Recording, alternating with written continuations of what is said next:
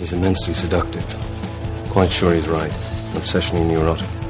Pretty dangerous, in fact. Let us never tolerate outrageous conspiracy theories. Do you mean you doubt your powers to convince him? Say it! Say it! All right, I'll say it. Worse than that. What I'm afraid of is his power to convince me. We're talking about putting a manifestly irresponsible man on national television. Sweetheart, be reasonable. What? This is the end game.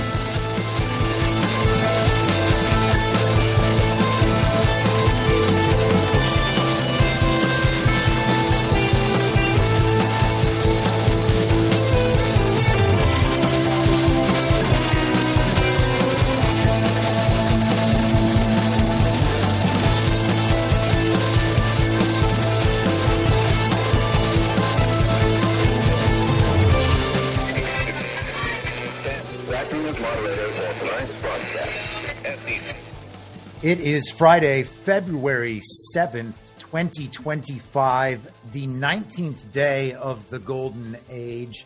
I'm your moderator, Chris Paul. Let's be reasonable. I look kind of blurry. I don't know. I think I look kind of blurry. If you guys think I look kind of blurry, let me know, and I will do whatever I can to fix that. I am... As I said on the subscriber stream on Wednesday, I'm experimenting with Rumble's new studio platform.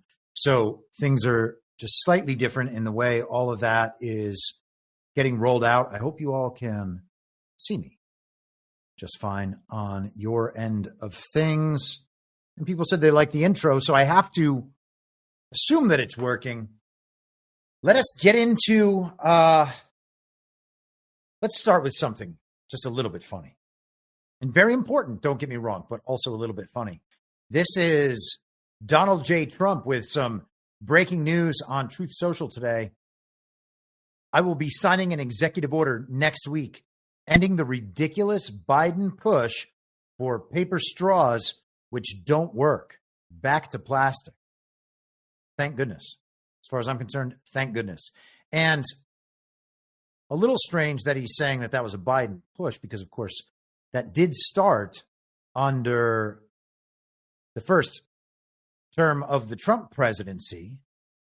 I'm not suggesting Donald Trump was responsible for it by any means. And I guess you can lay the responsibility at Joe Biden's feet. He's the fall guy. He takes the blame for everything. He is like a great reset, blame protectant human shield. Joe Biden, the fake president. He can be blamed for the paper straws. I have no problem with that. Blame Obama, blame Kamala, blame Gavin Newsom. It was terrible in California because California is where all this stuff starts. And I worked in the bar and nightlife industry.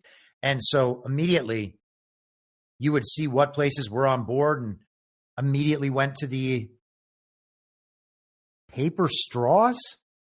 It was really just the worst. And then they did bamboo, I guess. And then the straw would just kind of shatter vertically and splinter apart.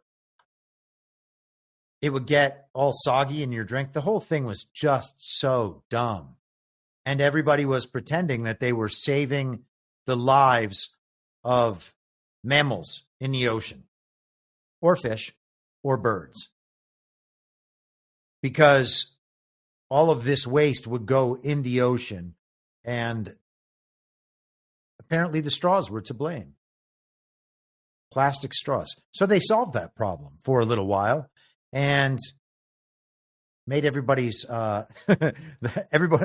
quality of life immediately deteriorated when they chose to do that. So good for Donald Trump. Elon Musk responded, greatest president ever, in quote, tweeting that, and then followed it up, if I could just say words, saying, I love real Donald Trump as much as a straight man can love another man.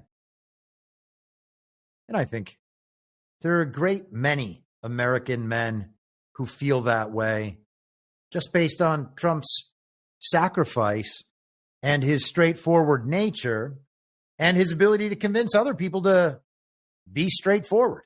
Just be like, this is how it should be. Say the thing that you need to say. Say the thing that is unsaid.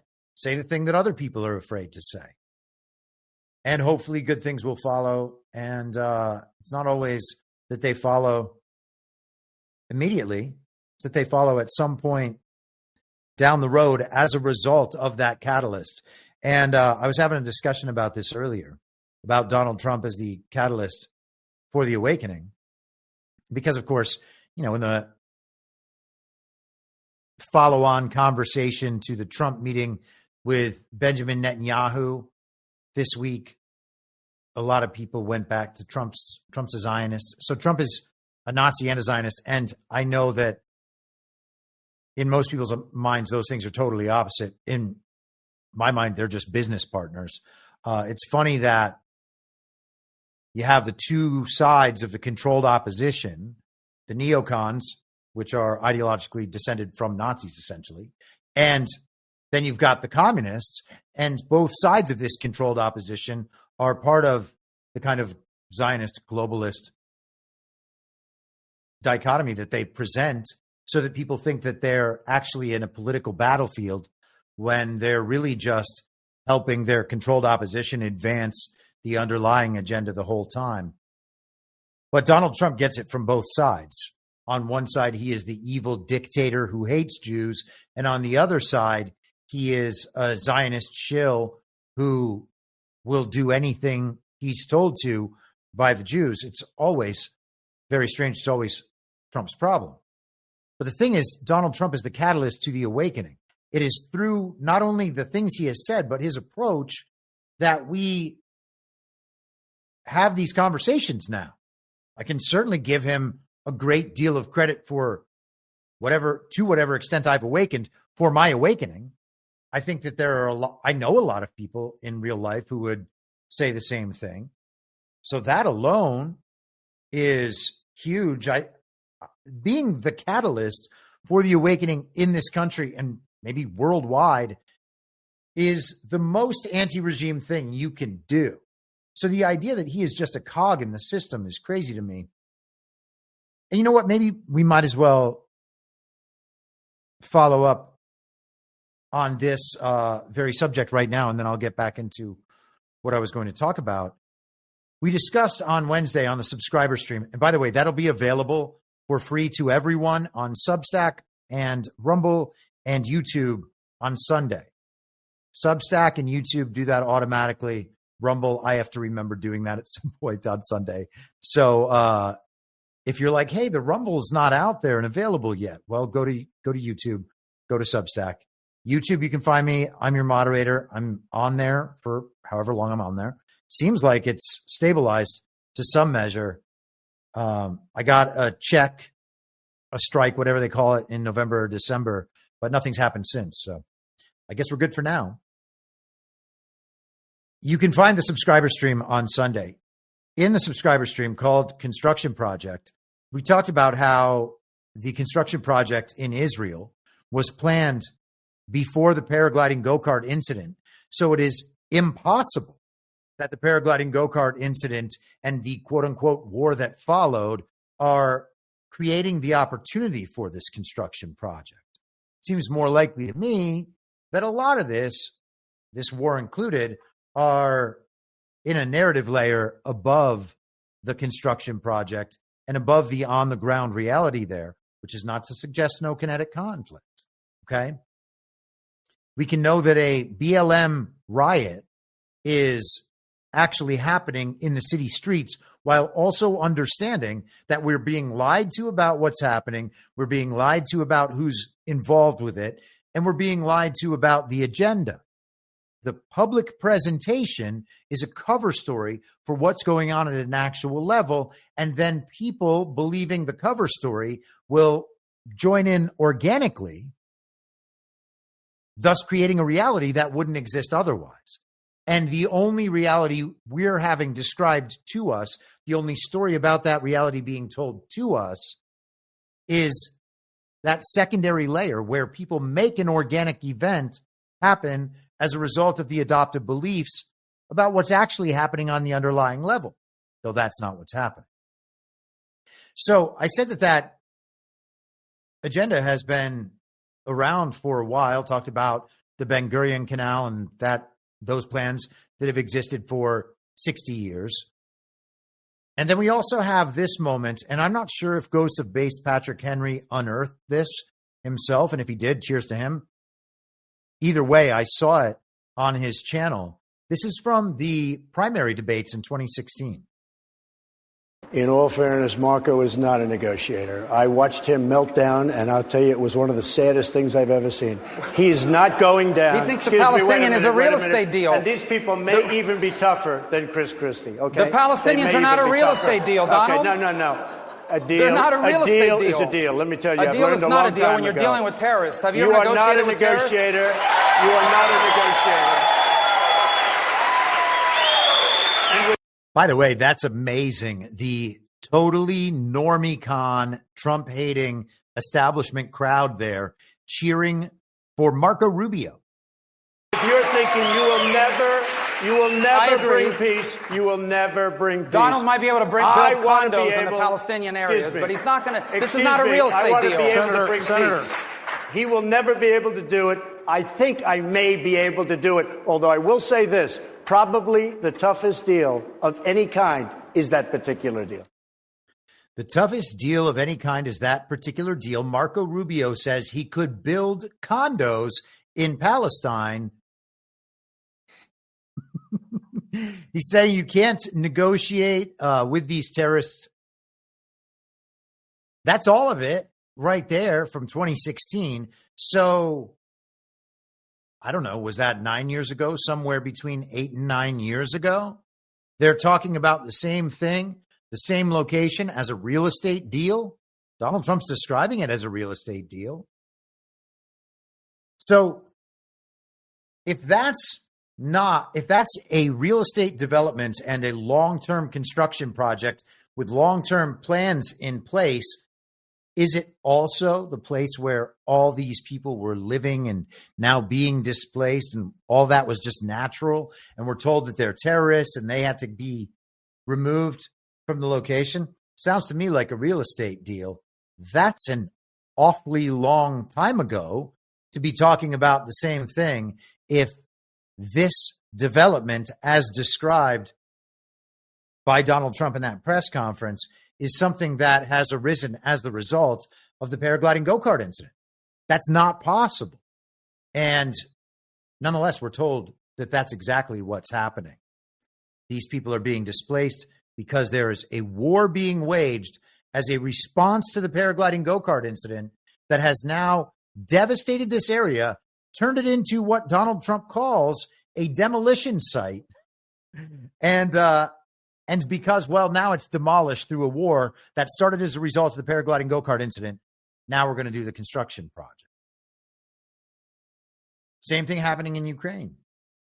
Same thing, by the way, seems to be happening in California, and none other than Rick Caruso was on Joe Rogan's show yesterday. I've not had a chance to listen to that. But Caruso's first job in California politics was as a commissioner on the Department of Water and Power. He has been a philanthropist with his name on a law school at Pepperdine, his name on a science school at USC that was studying COVID and COVID masks. He was a COVID lockdowner and social distancer and masker and vaxxer and all of that. And ran for mayor of LA a couple years back, lost in overtime to the communist Karen Bass, and said, congratulations on your win and Godspeed, and has not lifted a finger on election fraud.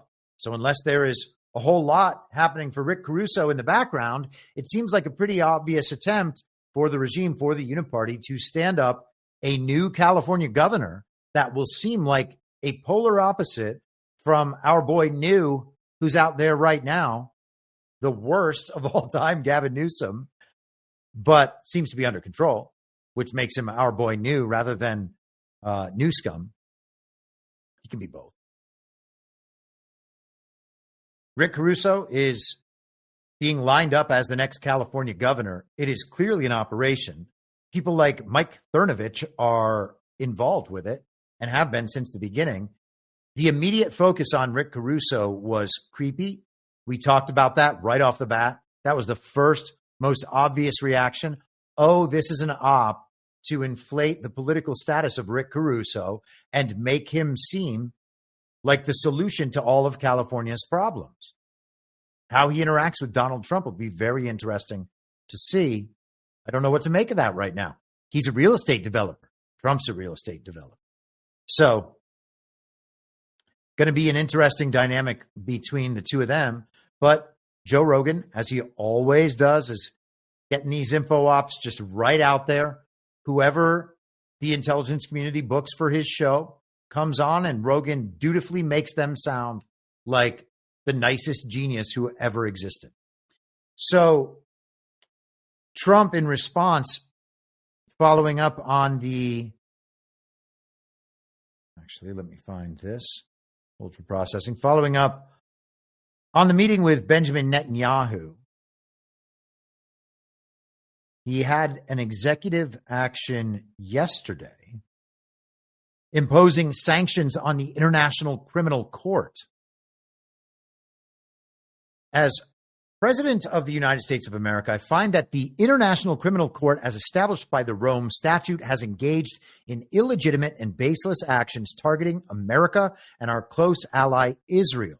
The ICC has, without a legitimate basis, asserted jurisdiction over and opened preliminary investigations concerning personnel of the United States and certain of its allies, including Israel, and has further abused its power by issuing baseless arrest warrants targeting Israeli Prime Minister Benjamin Netanyahu and former Minister of Defense Yoav Gallant. Now, I look at Netanyahu and Yoav Gallant as separate. I don't know that that's the way it is. They might be aligned, and that level might just be for show, but it seemed like Yoav Gallant and that side of things were the uniparty right side coming in to be the saviors in the situation after the color revolution didn't work.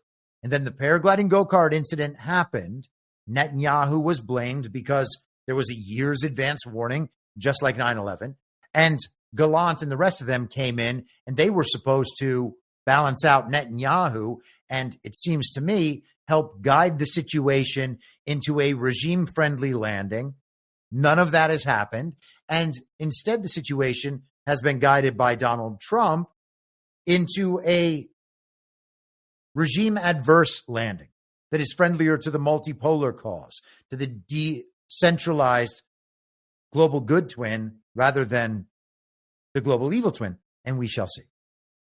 The ICC has no jurisdiction over the United States or Israel, as neither country is party to the Rome Statute or a member of the ICC. Neither country has ever recognized the ICC's jurisdiction, and both nations are thriving democracies with militaries that strictly adhere to the laws of war.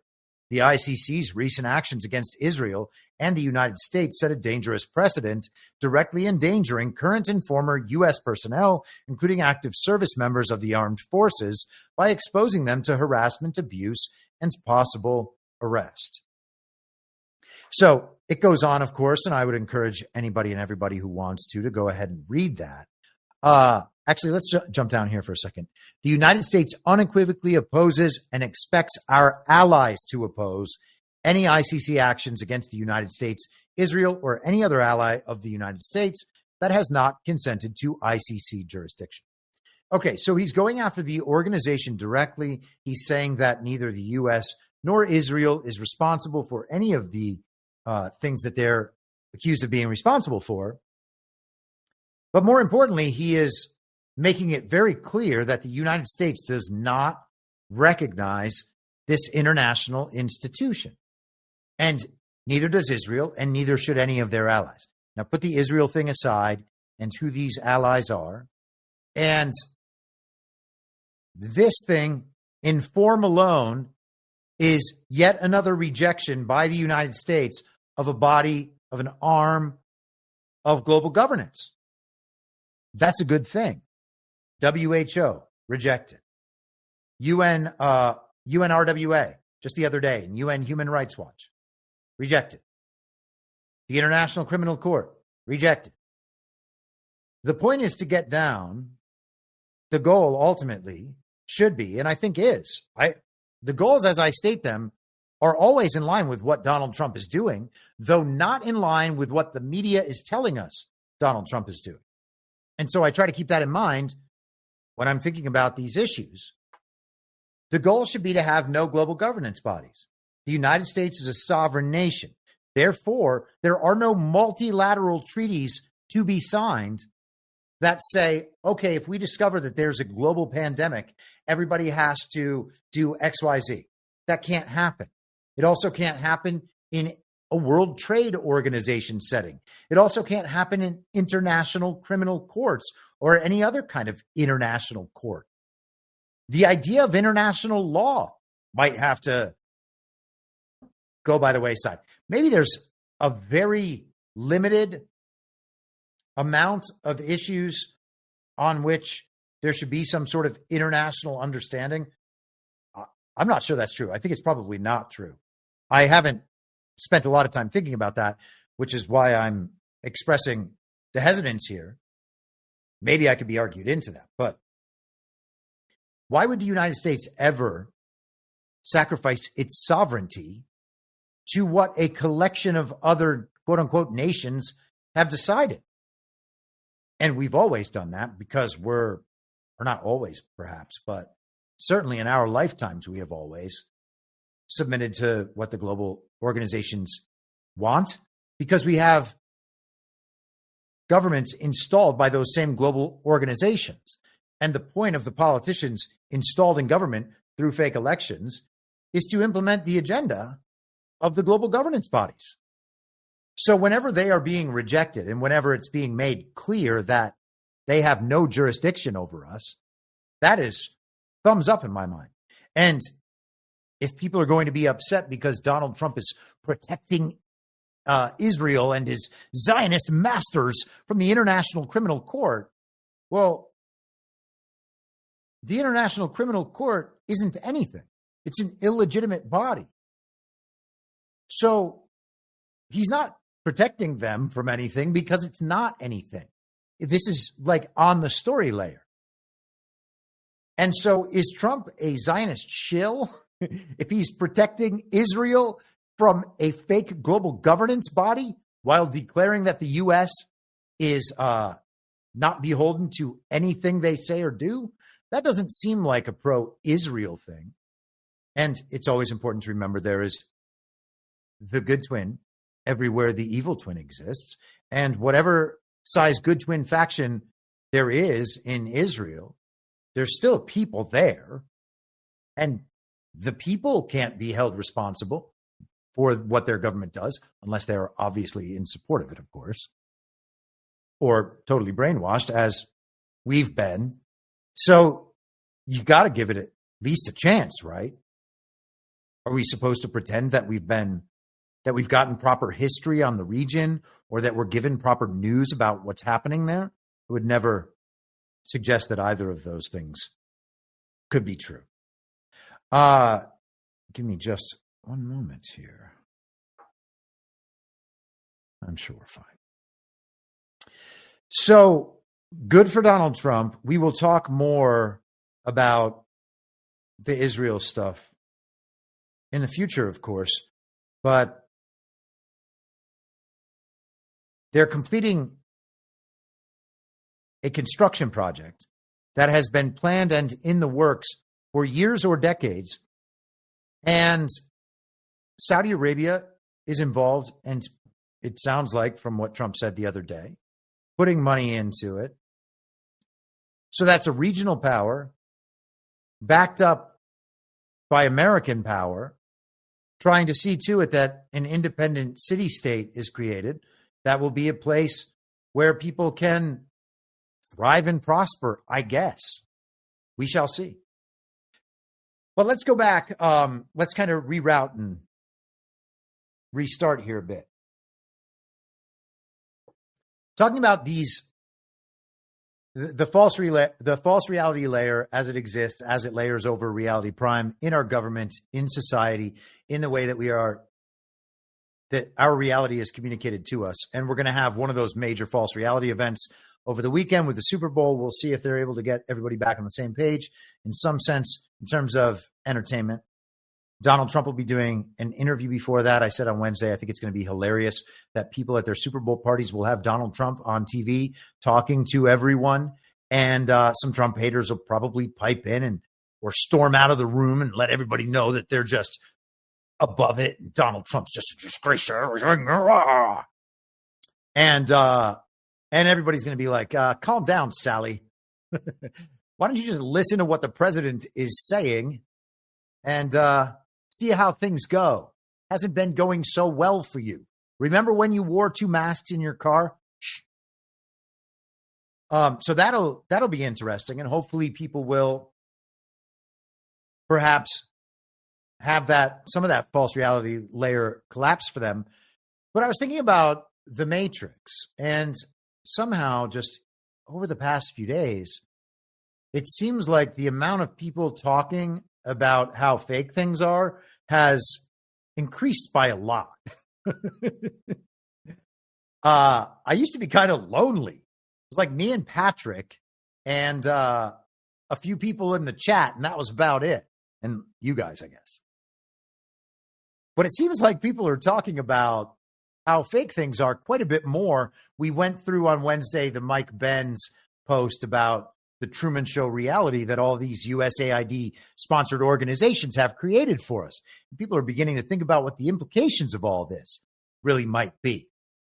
So all these media organizations are involved in deceiving people. And it turns out that, yeah, they're all involved in deceiving people. This is from Zero Hedge just yesterday. This is kind of another one of those where they just break down all the key elements of the public conversation as it's happening. WikiLeaks USAID has been funding over 6,000 journalists worldwide across nearly 1,000 platforms. 279 media NGOs jumped me off the page, including 9 out of 10 media outlets in Ukraine. So Ukraine has been described as a construction zone by Donald Trump as well, or I'm sorry, a demolition site. Is it possible that we're not getting told the truth about what's happening in Ukraine? The area that we've been told they're warring over has been Russia since 2022. Palestine is already a state, by the way, according to 146 countries in the world. Is it possible that we can be lied to about wars even while we're seeing videos online? The answer is yes. The answer is yes. And to think that things could be that false is jarring for people. Like, wait, you're saying none of it's real? And that's one of the things that people get really upset at me for doing. I'm saying, well, I can't tell you that none of it's real. But I can tell you that there's no reason to believe that any of it definitely is. Is it possible that all the information that we are receiving could have been filtered by the machine in a way that would present the reality as false? The answer is yes. And you're like, wait a second, well, what do you mean filtered by the machine? Well, algorithms are composing our reality online. We can verify that there are other humans we're interacting with. And so then we can take a decentralized approach and say, hey, other human, what are you observing in the world? And think about, okay, well, humans over there are observing this thing and humans over there are observing this thing. And as long as they're speaking to me honestly, and I know that they're humans who are honest people, then maybe I can take something about what they are perceiving or experiencing or observing and add that into my understanding of the world. But all I can really understand is my local reality right here. Okay. And that's something I think we've put a lot of time and focus into over the last few years, because that's the only way to really understand these things. There's a level to which we have to understand that if it's coming through the machine, up till a certain point, let's say. Maybe it stopped. I don't think it stopped. I don't think there's any reason to believe that it has stopped or that it might have stopped. But it could have been lessened, and it can be countered. And I think it being countered is entirely realistic. So maybe there's some truth coming. But there doesn't have to be truth about the big picture stuff. We could just be deceived about it, and video evidence or expert opinion can be layered onto that to help deceive us.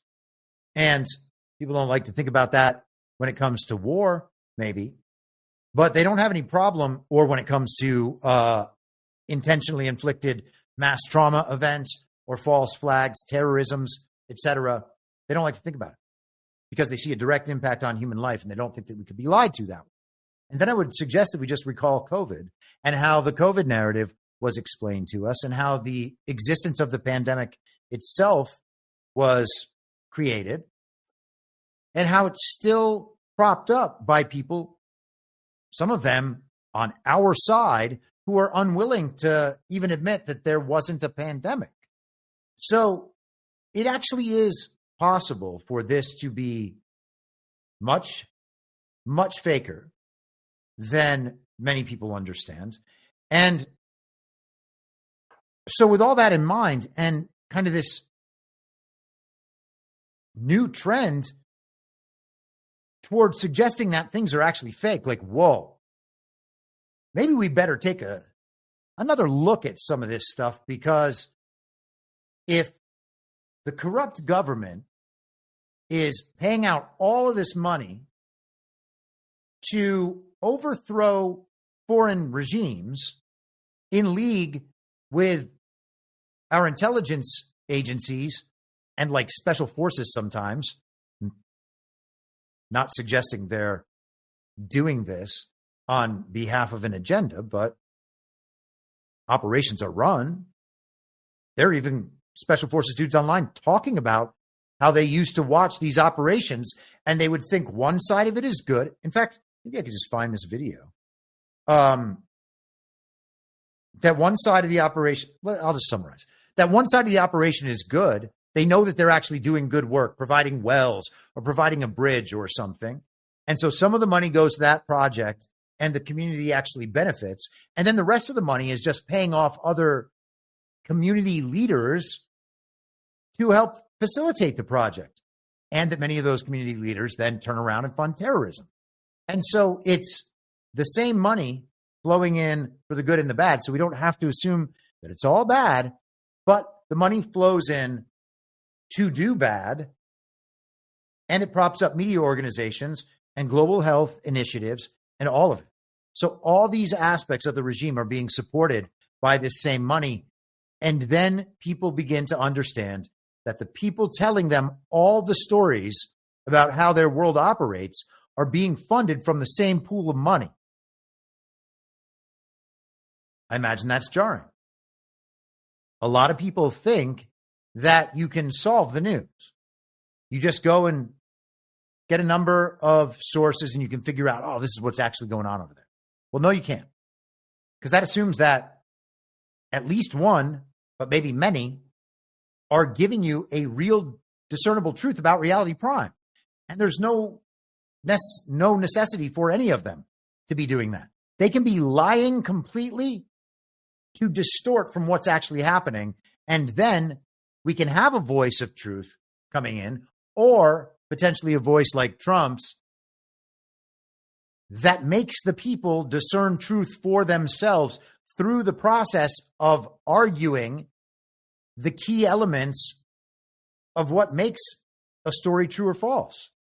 So he'll side with one side, people will push back against that, and then he will switch sides, the other side will push back, and by the time that process is over, everybody has a pretty clear understanding of where everyone else stands, or where, I shouldn't say where everyone else stands, where the society at large stands.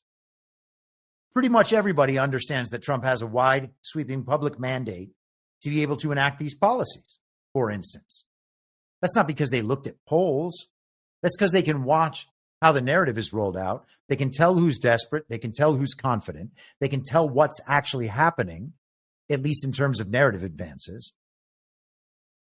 And if it's all toward one side, they begin realizing, okay, maybe we've been duped. Or some will obviously fight that back, but then they'll be marginalized further.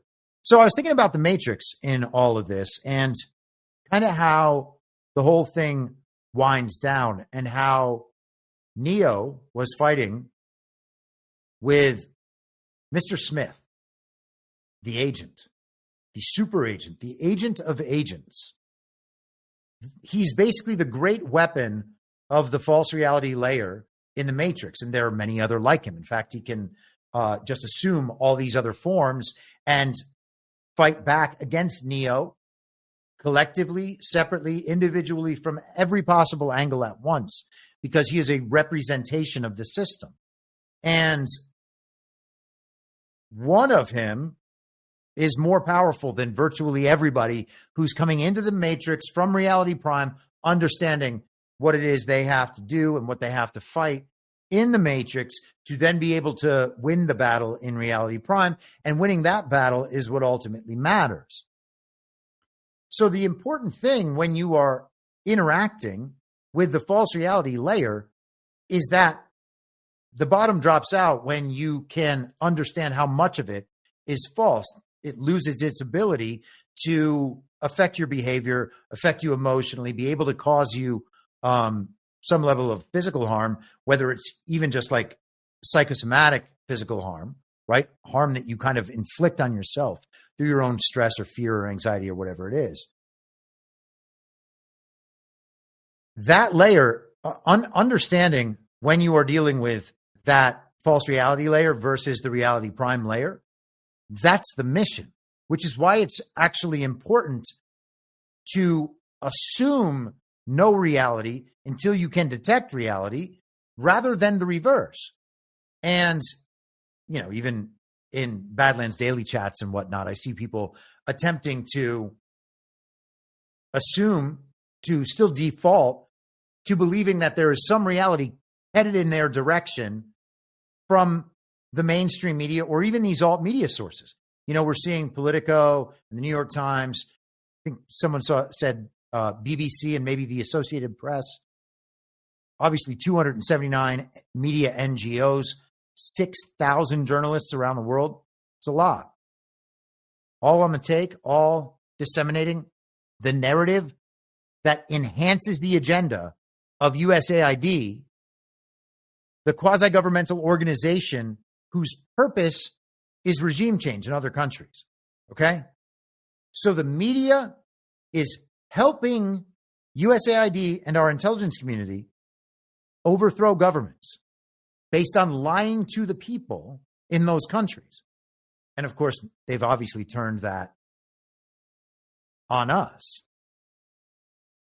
So to side with the media and figure that we have to believe what they've told us has happened in reality, and because we've seen a video online, it must be true, and because there's potentially some real world impact and people may have been harmed, we can't talk about it. Well, we're really setting ourselves up well behind the eight ball. And at that point, we are actually becoming Mr. Smith and we are doing the work of the machine. Okay? If the work of our side is to break down that false reality layer so that we can interact with Reality Prime, interface with Reality Prime, and understand things first on an individual level, a local level, and then spread outward as we are able to directly understand things, to suggest that the machine is probably telling us the truth this time and that we need to act in a certain way until we understand, until we can prove that the thing is fake, well, then you've encouraged everybody to do exactly what the machine wants us to do, and you're demanding, like you're making demands upon the people opposing the machine that are impossible to meet in any sort of timeline that'll make a difference. And if they meet it eventually, it won't matter anymore because, of course, the people who do what the machine wants them to do each and every time have already probably moved on to 10 more issues. What happened with the New Orleans truck attack from New Year's Day? Well, a reporter linked to the New York Times wandered through some house and was like, look at this Quran. Look at the chemicals on this table. Look at the chemicals on this table. You see, this is where the truck bomb or the Ford Lightning run people over operation hatched in this guy's house. The FBI just left this crime scene. What happened? No one knows. People spent days on it. No one knows. Cybertruck bomber? Nope. Either the sky events? No. None of those have been solved. We got a name for the plane and helicopter event last week, like I think it was Rebecca Loback or something. She real? Everybody's like, yeah, she's real. Okay, she's real. Was she piloting the helicopter? Does anybody know? Well, that's the story. That's the official story. What if they're just lying in the official story? All the time looking into Rebecca Loback? Well, that would be wasted. Well, then where is she in the world? Well, I don't know. I don't know. The point is that there's no reason to just assume that the default story we're told is the story. I could come up with other stories. But the point is not to assume the default story is true, because that leads us to do what the machine wants us to do. And the entire point is to understand which part is the machine. Okay? And the display of Neo versus Mr. Smith throughout the Matrix trilogy and then the new one,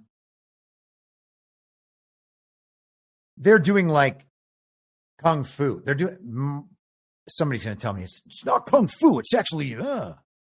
Well, whatever martial arts form it is. But that could, you could take Mr. Smith's fists and feet and his kicks and his jump kicks and his flips and all that, and just think about those as narrative operations flying at us, trying to damage us. Which ones are we able to avoid? Which ones are we able to block? Which ones are we able to counter? And when we see that just as the false reality versus reality prime, which is how Neo sees it, it is through that understanding that allows him to survive in the reality prime, which is back on the Nebuchadnezzar. In, the reality world after you're out of your Matrix pod. That's how it is in the films. But so I was thinking about all this, and I was like, I want to remember how the original trilogy wrapped up. What did this all push toward? Because most people remember primarily the first Matrix, and it's kind of the red pill, blue pill, understanding the false reality, the existence of it. And that's where talks about the Matrix usually end. So this is from Matrix Reloaded. This is near the end of that film, if I recall. The scene between Neo and the architect. The function of the one is now to return to the source, allowing temporary dissemination of code you carry, reinserting the prime program. After which you will be required to select from the Matrix 23 individuals, 16 female, 7 male, to rebuild Zion. Failure to comply with this process will result in a cataclysmic system crash, killing everyone connected to the Matrix, which, coupled with the extermination of Zion, will ultimately result in the extinction of the entire human race. You won't let it happen, can it? You need human beings to survive. There are levels of survival we are prepared to accept. However, the relevant issue is whether or not you are ready to accept the responsibility for the death of every human being in this world.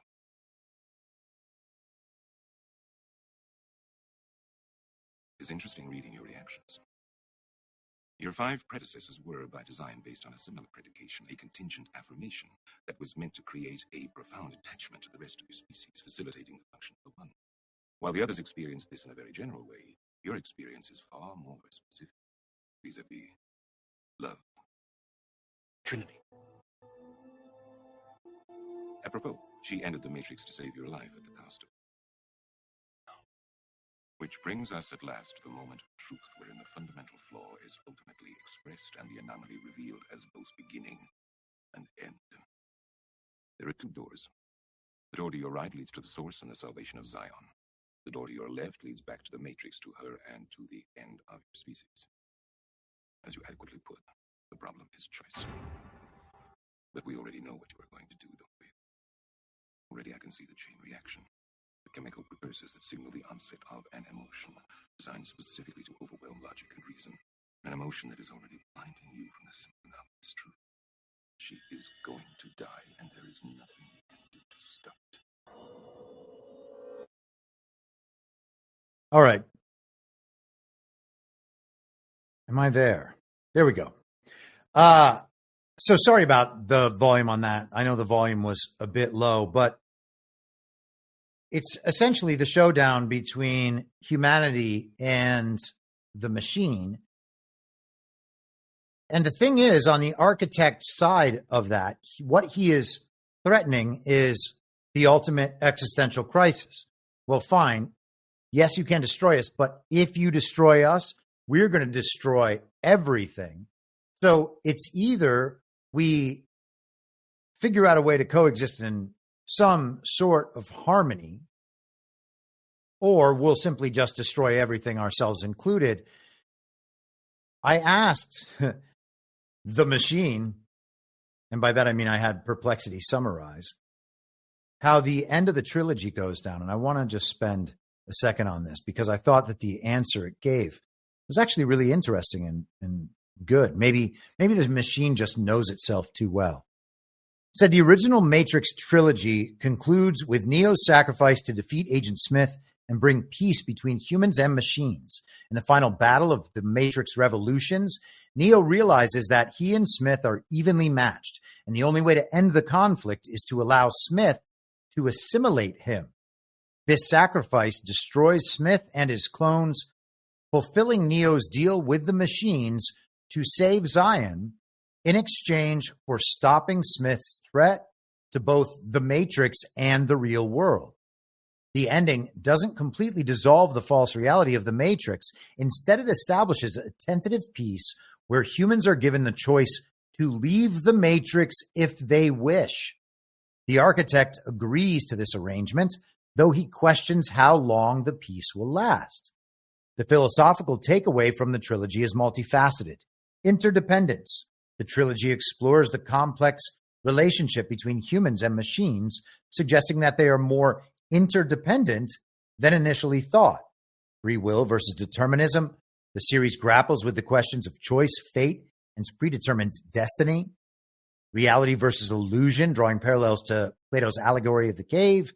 The trilogy challenges our perceptions of reality and questions whether we can truly distinguish between the real and the simulated. Self-sacrifice and enlightenment, knowledge and ignorance. It says, in essence, the trilogy doesn't simply advocate for the complete rejection of false reality, but rather encourages a deeper understanding of the nature of reality, choice, and the interconnectedness of all things.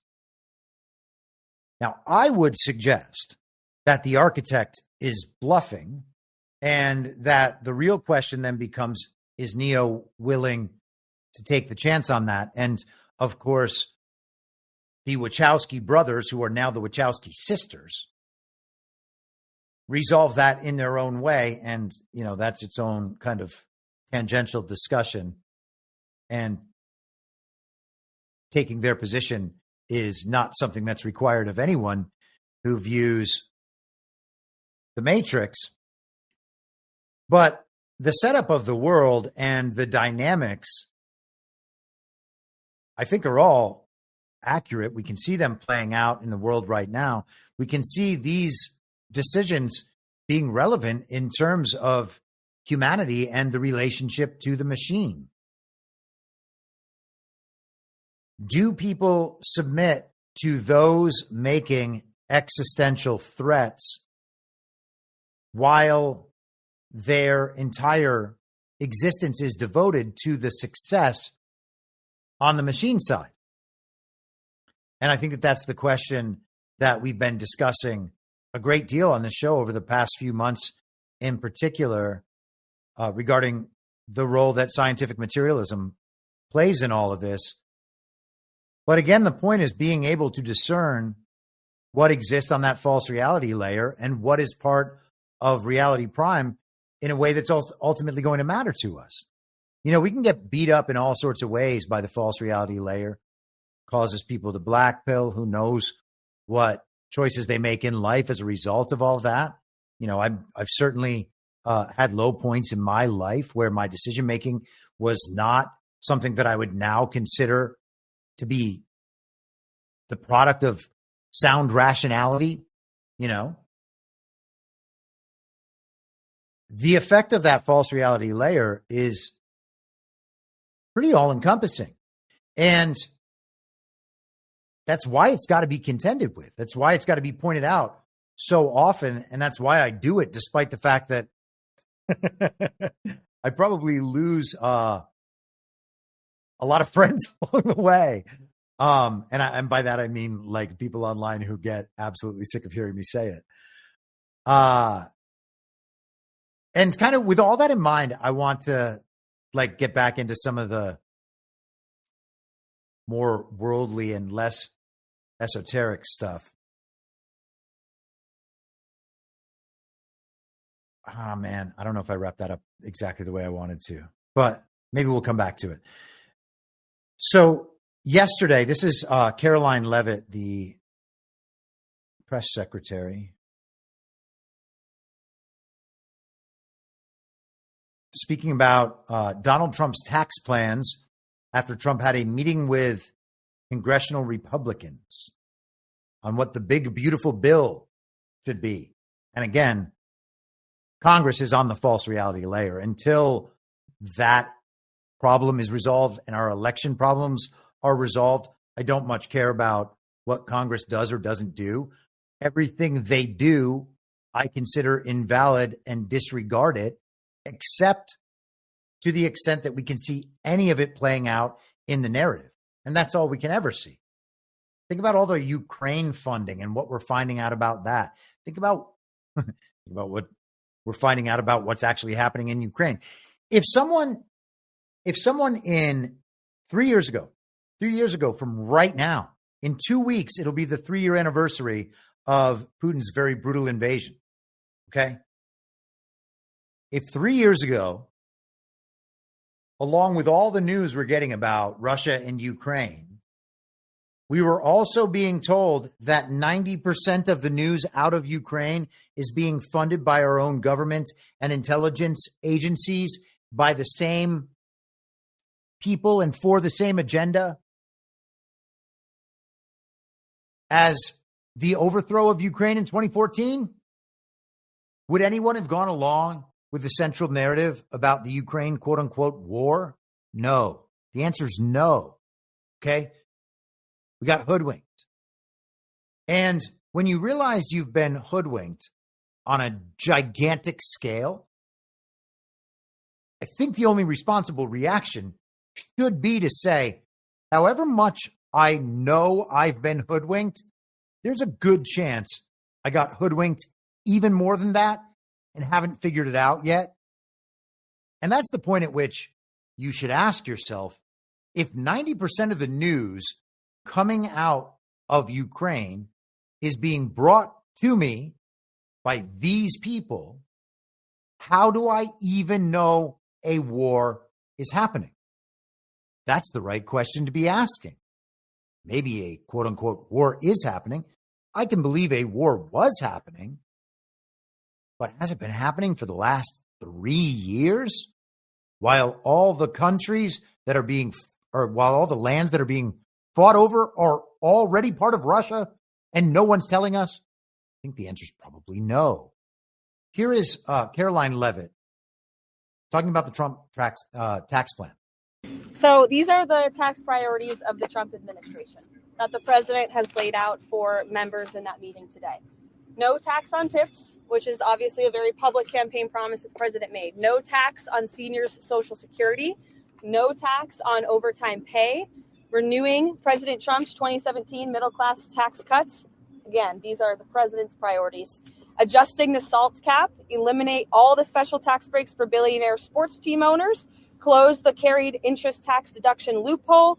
Tax cuts for Made in America products. This will be the largest tax cut in history for middle-class working Americans. The president is committed to working with Congress to get this done.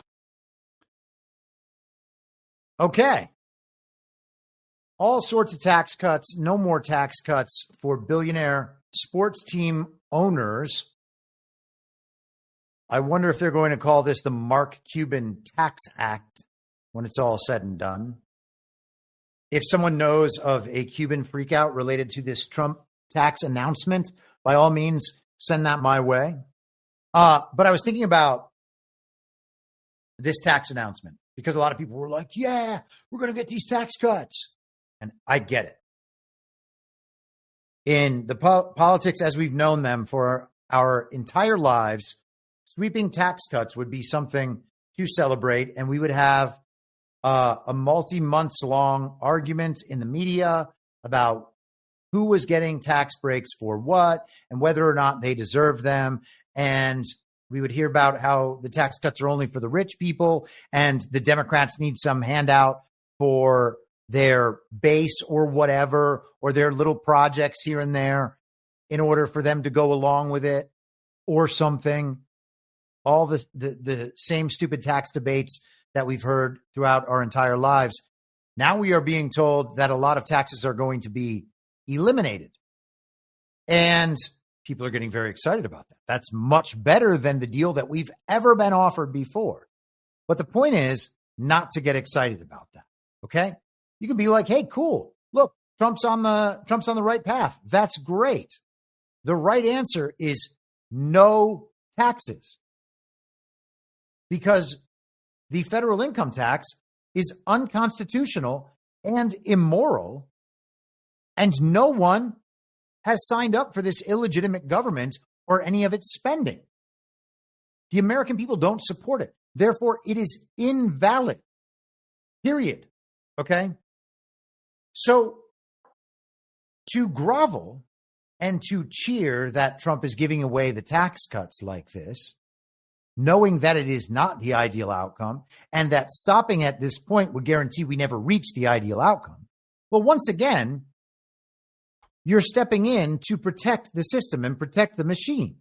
And so we have all these people on our, quote unquote, our side. And some of them obviously are, and they have the proper motivations and they're just not thinking it all the way through, or maybe they're not all the way there yet. And we can sympathize and understand that those people are going to get on the right page at some point, and all that is wonderful. Problem is, right now, if they're piping in and being like, why are you saying that? You know, shutting down the conversation, saying that you shouldn't tell people not to pay taxes. We shouldn't expect not to pay taxes. Donald Trump told people that 10 days ago in a speech. And he was just like, how about no taxes? Just kind of trying it out, seeing how the people would respond. Imagine Donald Trump. Let's think about this. How do I want to set this up? Let's say that Donald Trump was the leader of a business, okay? And for the business, all of us needed, let's say we're at a graphic design firm, okay? And we all need these like really top-notch graphic design computers or whatever. And Donald Trump's got to go in and he's got to buy 30 computers for the company. And the only computers the company's ever gotten before are just trash, like always way behind, like hand-me-downs from a government agency or something. And whoever Donald Trump is negotiating with has always had the upper hand. We always get a raw deal, a terrible deal. And whoever's running our organization is always on the take. So they're happy to negotiate a terrible deal. And ultimately, all of us, we don't have what we need to do our jobs. Let's say that's the scenario. Okay. So now we have a guy who actually wants to negotiate on our behalf and try to set things right and get us what we need. Play by the rules.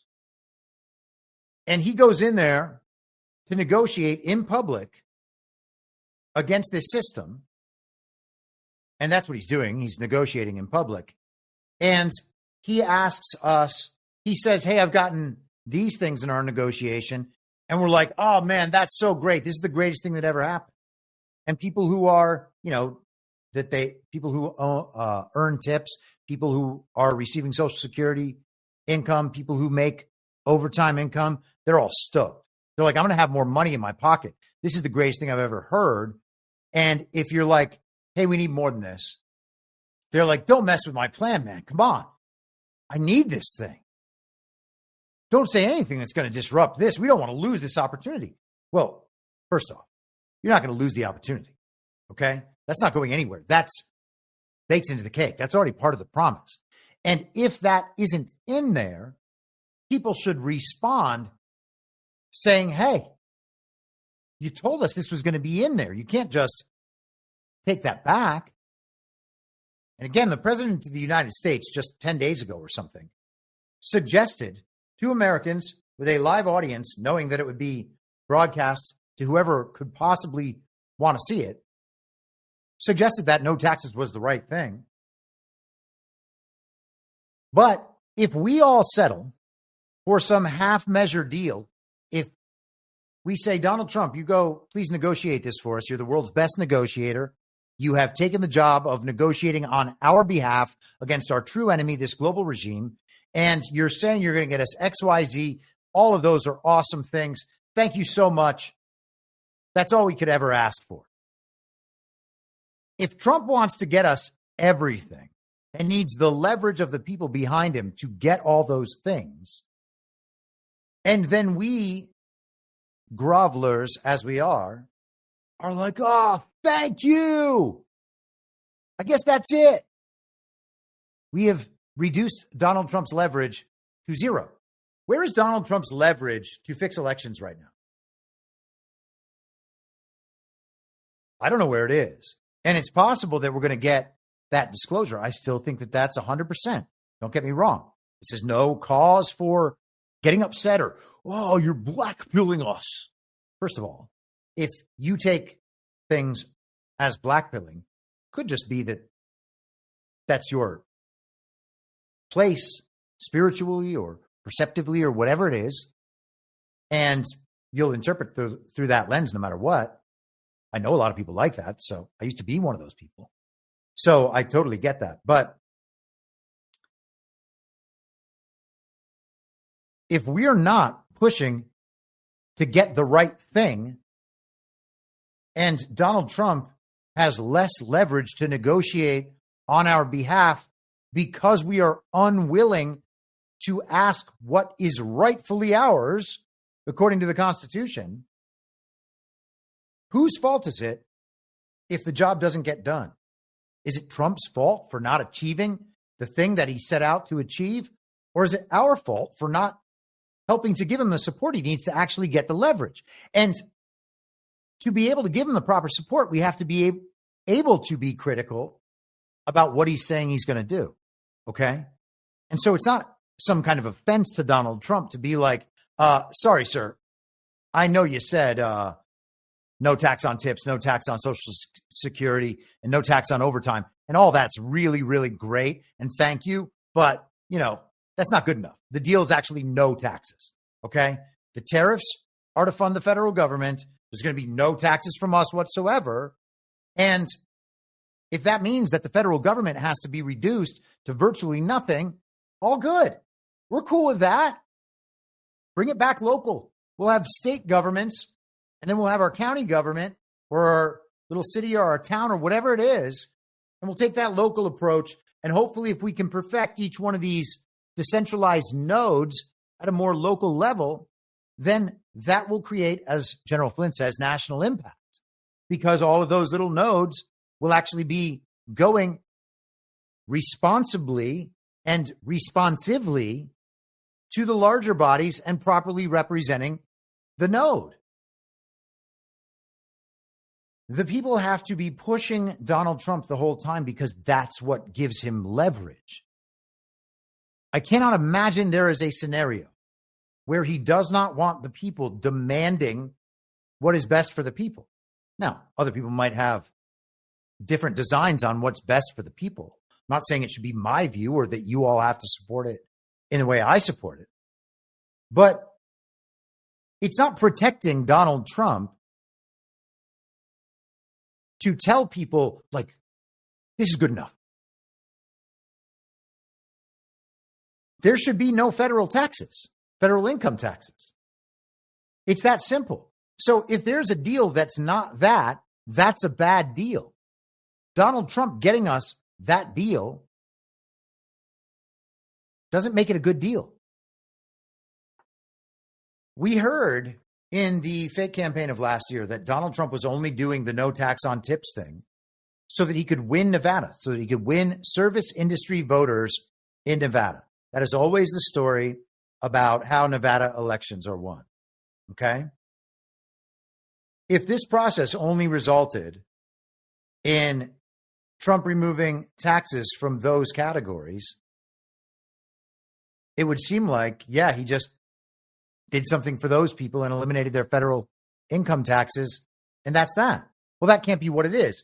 And it's also specifically geared toward that because so much of their income is impossible to track and doesn't have to be reported on the spot because a lot of the time they're getting paid in cash, and so do a lot of other people.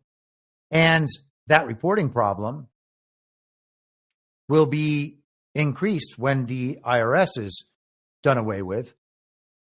And we can go back through the history. We don't have to linger on it. But if you go back, they had to monitor for the 14th Amendment. I think I talked about this the other day. To make sure that there was equal treatment for everyone all across the country in their commercial affairs and in their private affairs, well, they had to be able to track everything and follow everything. So they want records of all commercial transactions and everything that businesses are doing. So they set up the IRS to be able to track. They set up the tax regime, I should say, overall, and the idea of reporting to be able to track commercial transactions and know what businesses all around the country are doing. And then we get the 16th Amendment so that they can begin extracting taxes from us. And it's argued on the idea that we're only going to be paying, it's only going to affect these people, and it's only this little tiny amount, and we need it for these war costs or whatever. And then, decades later, a century later, here we are I guess we're only about 100 or so years, 110 years after the 16th Amendment, but there were decades leading up to that. Now it's just like we're all just permanently paying taxes to pedophiles for a government, for an illegitimate government whose actions are supported by virtually no one. How does that happen? And how does it happen that people are protecting the tax regime because they're getting a slightly better deal than they were getting before? If we are settling for a slightly better deal than before, we don't even need Donald Trump. Like we would be wasting Donald Trump to just grovel and settle for whatever the opposition's first offer is. If that's their offer now, what's their offer going to be in 4 years? And if we know what their offer is going to be in 4 years, well, then we understand as long as we keep going in this direction, that leverage already exists now. We can just bleed them out right now. That's why Donald Trump is such a good deal maker, because he knows that. He knows what his actual leverage is. He knows where this is ultimately going, and he knows how he's going to be able to get there. But this goes along with the elections and with all of the rest of it. I did an episode last year called Demand Better, Get Better. I believe that Donald Trump is the tribune of the people, the voice of the people. He's listening to the people. Those are all great compliments to Donald Trump as a public leader. If he's doing all that and he has access to all the information so that he can know in the aggregate what the people are thinking all the time, well, then it's our role to think the right things, to give him the leverage and the drive to get those things done on behalf of the people. And if we are limited in our understanding based on what we think the political system can process, or what the TV has told us that the Democrats might agree to, or that this or that squish rhino Republican in the Senate or the House, you're going to have a really hard time selling that to these purple districts that have Republican congressmen right now, because if you cut too many government programs, well, then those Democrats who were willing to vote for a Republican in this cycle are not going to do it in future cycles. If we are believing that sort of false reality, garbage and nonsense, and refusing to demand better because of it, well, then we're giving away the opportunity that we have. And so when people talk about Donald Trump as like a tool of the regime or some kind of Zionist shill that is selling out the cause, the catalyst to the awakening, the guy who is responsible more than any other single person, it seems, unless there's like totally other layers of this that are inaccessible right now. The guy that is clearly responsible for more of this than virtually, or maybe not virtually, than anyone else in the world, that cannot be the first person to blame. It really can't be. Trump's a Zionist shill. Trump's a tool of the regime. That's why he's not getting everything that you could have ever dreamed of. And so rather than getting behind Donald Trump and demanding more and supporting Trump and trying to push him in that direction, they instead reject the only person who might be able to help them. And we're supposed to believe that that is not from people who are black-pilled and not from an info op. I think that is crazy. I also think it's just factually unsupportable based on the dynamics in geopolitics, but that's a totally different subject.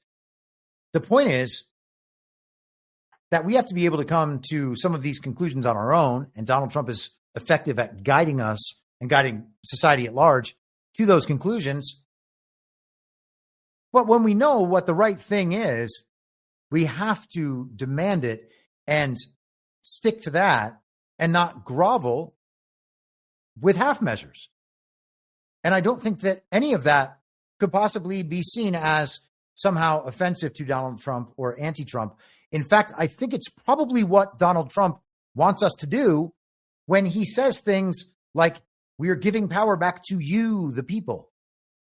He's going to be the people's representative in that job and do the people's business, but the people have to be clear about what their business is. And instead, we are refusing to do that out of some sign of respect. It's very irrational, if you ask me. Going to take a second and have a look at the chat. I know there was at least one Rumble rant in there. Brogent, $5. Trump's meeting today with Japanese Prime Minister reminded me how much we'll miss Shinzo Abe during this great phase of the war. Yes, perhaps. That's very interesting. I have not watched that Trump. Did they do a little press conference? I saw the shot of the two of them standing there in front of the flags at different podiums. So that usually means that they each make statements and the press asks some questions, though I don't know if that is how all that is developing today. Okay, yes, Polymath Anon says, and Harambe. Yes, Shinzo Abe and Harambe up there in the clouds, in the sky, looking down on us all in a state of permanent peace and love. Just them up there in the clouds. One of these days, just to let you know, I am probably going to do one of these here Rumble ads. So they have, so Rumble is rolling out their new model for monetization of the platform and of streams, so that content creators can earn a living on the platform, which is not an easy thing to do unless you have a massive following like the mainstream media figures that they recruited over to this platform at the beginning. Dan Bongino, Russell Brand, Glenn Greenwald, some others, that they kind of had this base team and they were going to help launch the Rumble platform. And I think that they've probably been successful in doing that, despite that's separate from my qualms with the way that they analyze world events. The platform has done fairly well to get itself off the ground, and they've got the Rumble Cloud and all these new features. So one of the things they're doing with the monetization is that they have these ad campaigns that people can participate in. And I have to eventually try this feature out. So maybe I'll do it later on in the episode today. But let's continue marching forward. Just to restate the point there, we have to give Trump, the most leverage we possibly can, which means not only applauding the wins and being very happy about the wins, and there are a great many wins, all of them directly from Trump and not from the fantasy team or the rest of them. This is Trump doing what Trump can do as an executive alone. Doesn't need the Congress, doesn't need the Senate, doesn't really need the fantasy team. He can use acting directors and still get all this done. Trump is just knocking home runs out of the park, and that's awesome. But he still needs the leverage from the people to be able to push all that forward. Okay. Bay Theater Dave says Rumble seems to be a free speech platform, which is nice. Yes, it is nice. And, working with John Harold and Badlands Media over these years, Badlands has a good relationship with Rumble, and John has a direct line to them. And so they are helpful with kind of upstart media organizations that are just trying to get out there and tell the truth. And so part of it's that they make our lives easier and help us monetize our shows. The other part of it is that we can help them be successful as a platform. And so I want to at least try to do that and just see how it goes. And I don't know, ads are always uncomfortable for me. So I'm not sure how much of that will do, but at the same time, 2020 is a lot to make up for. Okay, so let's go to ABC News. This is from yesterday. Judge temporarily blocks Trump's federal government employee buyout. And so, all good. Let's play the game, see how it goes. We'll go through all the steps we want to get lines painted on the field. Let's get all the rules in the rule book, all the boundaries drawn, and then we can go to work.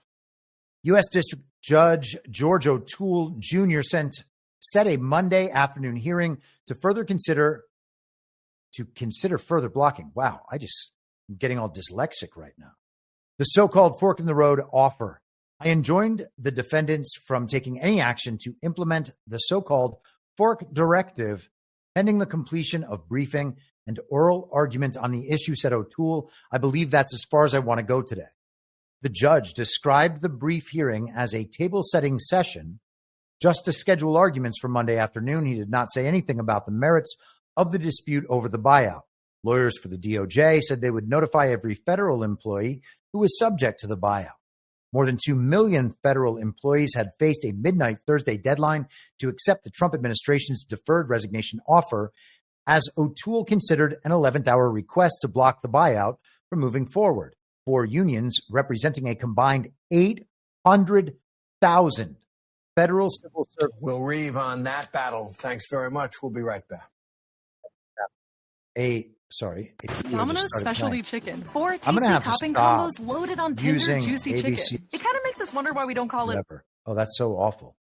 And I know that, well, maybe you guys could hear that. I'm not sure. Terrible. How does that happen? Just all of a sudden, the screen starts yelling at me. 800,000 federal civil servants. The unions argued that the offer was unlawful, arbitrary, and would result in a dangerous 1-2 punch to the federal government. In a Thursday evening filing following the judge's ruling, lawyers for the DOJ warned against any further delay of the buyout, telling the judge that extending the delay would have, quote, remarkably disruptive and inequitable repercussions.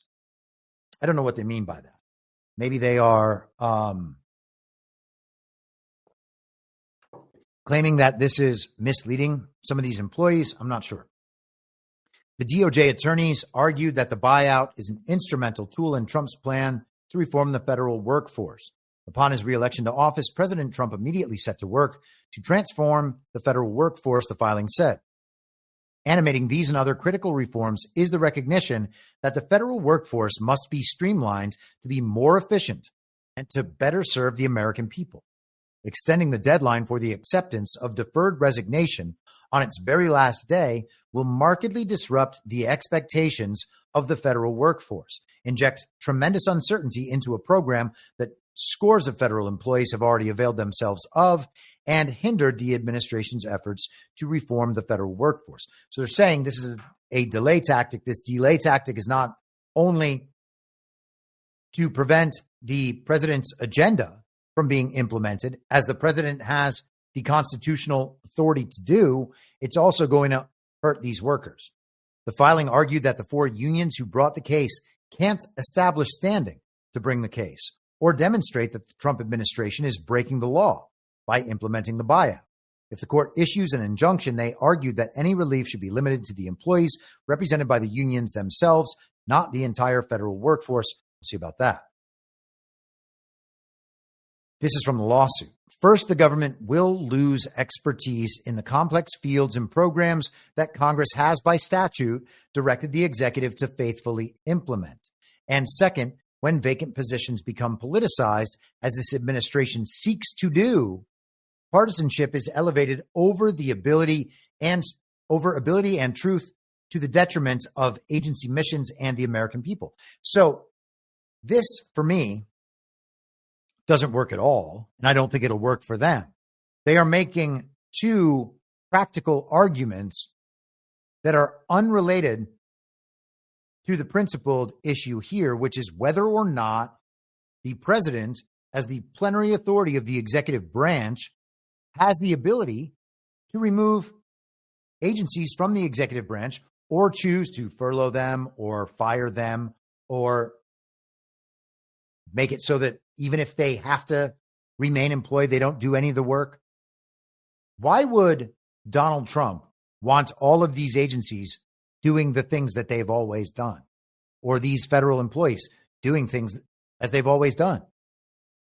The situation as it exists right now is that the Congress has, by statute, set up an agency or a department. And so therefore, the president has to say, well, I guess you guys just can do whatever you want. Yes, you're all my responsibility, my authority. The buck stops with me, but keep doing it. That's crazy to think that the founders would have ever envisioned a scenario like that. And so the fork in the road offer, the lawsuit says, to leverage employees into accepting the offer and resigning, the fork directive threatens employees with eventual job loss in the event that they refuse to resign. Well, yeah, because the agencies and departments are being eliminated. So there's no job. They're being given an opportunity to get paid for 8 months to leave the job that will be eliminated, or the job will be eliminated. One of those is a really good deal. One of those is absolutely nothing. And the unions that are supposed to be protecting the workers are convincing the workers to take the fork, the side of the fork. What do you call that one side of the fork? The tong on the fork? Is that a tong? That will leave them with nothing. That's madness. But it makes total sense for where we are in the world right now. And speaking of layoffs, let's jump back into the USAID realm. Trump administration to lay off nearly all of USAID agency staff. This was from yesterday as well. The Trump administration plans to reduce the number of workers at USAID from more than 10,000 to about 290 positions. 3 people with knowledge of the plans said on Thursday. So 3 people with knowledge is what we're doing. The small remaining staff includes employees who specialize in health and humanitarian assistance, the people said, speaking on the condition of anonymity because they were not allowed to publicly discuss the cuts. And so always they're privy to private discussions that everyone knows to be private And then they come out and violate that expectation of secrecy and privacy so that the media can know. Now, sometimes leaks come from the good side, but this seems very odd. USAID officials were also told on Thursday that about 800 awards and contracts administered through the agency were being canceled. The moves also came just one day before almost all of the agency's direct hires, including its roster of Foreign Service officers, will be put on indefinite administrative leave. In addition, almost all contractors will see their work orders terminated. Foreign Service officers will have 30 days to return to the United States. So USAID is being dismantled piece by piece. You may have seen this Mike Benz video featured in that Zero Hedge article a little while ago. Donald Trump actually reposted it himself today on Truth Social. So here we go.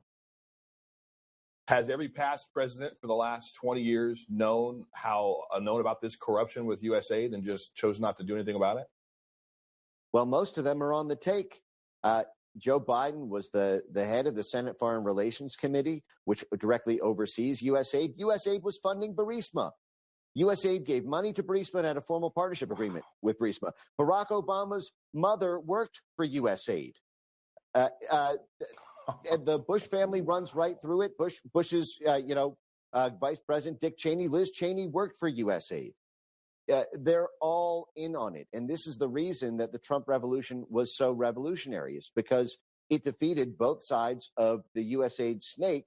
And now we're going to see just exactly how the snake bites back when it's cornered. Man, oh man, am I glitching out? It looks like I'm glitching out every time I come back from a video. You can put a 1 in the chat if I'm glitching out. I would really like to know. I don't want to be glitching out.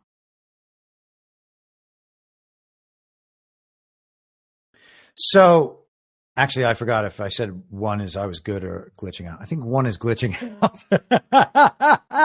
Now my brain is just glitching out. All good. Okay, so I guess I was glitching out. Oh, man. That's really bothering me. Apologies. I got to figure this situation out. That is no good. Actually, you know what? This might help things a little bit. Hopefully I will not be glitching out from this point on. Oh, I was frozen. Cool. When you see yourself on screen a lot, it is a really weird thing, especially on the internet, when your face can just be frozen in the middle of some strange expression or blinking or like scratching your face or something. And it's like, oh, well, somebody's just looked at that weird picture of me for way too long. It's so crazy. All right. Well, apparently the video element today is not all I ever dreamed it could be, but we're going to just have to plow forward nonetheless. So Mike Benz lays out about how these other presidents, these non-Trump presidents, how much they've been involved with USAID over the years. And he says they've all been on the take. And of course, so has the Senate and the Congress. And right now we're hearing so many congressmen and senators talking about USAID, getting all of their based and red-pilled cred out there. We're going to see one of those in a couple of minutes. And again, I don't want to just knock these people all the time. And I want to make it very clear that I understand there can be other explanations that we might learn about in the future. And I'm totally fine with that. But we also have to explore the possibility where these people are just covering their own asses, having known about USAID while they've been in office for decades and only ever supporting and funding it because they're also on the take. And people have talked about AOC being on the take. We've heard about the media organizations being on the take. When do we hear about the uniparty right on the take? When do we hear about the uniparty right media organizations on the take? And I was having the conversation with Brian this morning on Badlands Daily. Some of these uniparty right media organizations have major funders. And maybe they're private funders, and I'm not saying that people shouldn't be allowed to do that. some of those private funders care about free speech. Not many of them. Some of them care about a certain agenda being pushed forward. And if those private funders have business tied up, and if they are from one of these transnational corporations, for instance, if they're involved with organizations that partner with the World Economic Forum, if they're involved with even like legacy GOP groups, then their agenda is the regime agenda, not the America First agenda. And just because there are people who seem aligned with our interests sometimes, and that these people are always talking about how bad the left is because they're on the right, like that doesn't take away this problem. The USAID is one part of that system that could be one funding source for media organizations, but there's going to be so many more. And we were told that next week, I think Trump said it, actually, this is the one thing I did see from the press conference with the Japanese prime minister today, is that next week, apparently, Doge, and maybe these are unrelated. I thought I just saw the piece of content. If I'm wrong, I'm wrong. All good. But I've certainly seen the two separately. That next week, Doge is going to be focused on the Department of Defense. Does the Department of Defense fund media organizations and operations around the world, or is it just USAID? And I would suggest that it's the DOD as well. And if we have anything like this week, next week with the DOD, that's going to be crazy. Who knows how far back and how far-reaching that corruption is. I cannot wait to see it. Donald Trump said this as well on Truth Social today. USAID is driving the radical left crazy, and there's nothing they can do about it because the way in which the money has been spent, so much of it fraudulently, is totally unexplainable. The corruption is at levels rarely seen before. Close it down. So it's being brought back under the Secretary of State, and there are people who are trying to say that that's not constitutional, and all this stuff is just nonsense. Now he's talking about closing it down, and it should be closed down. 10,000 down to 290 is good. 10,000 down to 0 is better. Samantha Power, the former director of, actually, you know what? Let's hold on with Samantha Power for just a little bit. Nobody needs too much Samantha Power in their lives anyhow. Maybe if we don't get to Samantha Power today, I think people are going to be okay with it, but I want to hit these ones. So speaking of firings, furloughs, and whatnot, and then the quote-unquote resistance, this is the Hill from last night. Trump removes Democrat FEC commissioner effective immediately. President Trump dismissed Federal Election Commission Chair Ellen Weintraub from service on Friday following in his series of firings from various government agencies. Received a letter from POTUS today purporting to remove me as commissioner and chair of FEC. There's a legal way to replace FEC commissioners. This isn't it, Weintraub wrote Thursday in a post on X, formerly Twitter. I've been lucky to serve the American people and stir up some good trouble along the way. That's not changing anytime soon. And good trouble, that's when the communists break all the rules because they are so morally compelled toward communism that everyone else has to understand that their pursuit of justice takes priority over everything. Weintraub was first appointed to serve on the commission by former President George W. Bush in 2002. Her term expired 5 years later, but no successor was appointed to take her place, allowing her to serve as acting commissioner for more than 2 decades. She's mad that he didn't follow the legal way to replace FEC commissioners, having squatted there since 2002. So her term expired in 2007. And for 18 years, she's just been sticking around as acting commissioner. Isn't that incredible? The Federal Election Commission has an acting commissioner. You are hereby removed as a member of the Federal Election Commission effective immediately, the president wrote in his January 31st memo to the commissioner, who's chaired the agency for 4 terms. So, hopefully we will find out more about Weintraub. I have not spent the time looking into her yet, and that is not a name that I've heard a whole lot, but a new spotlight now. And so we'll see what goes down there. The resistance is amazing because these are the people who suggested that Donald Trump was inciting an insurrection, that Donald Trump was illegitimate, and they supported, of course, the fake President Joe Biden and then supported Kamala.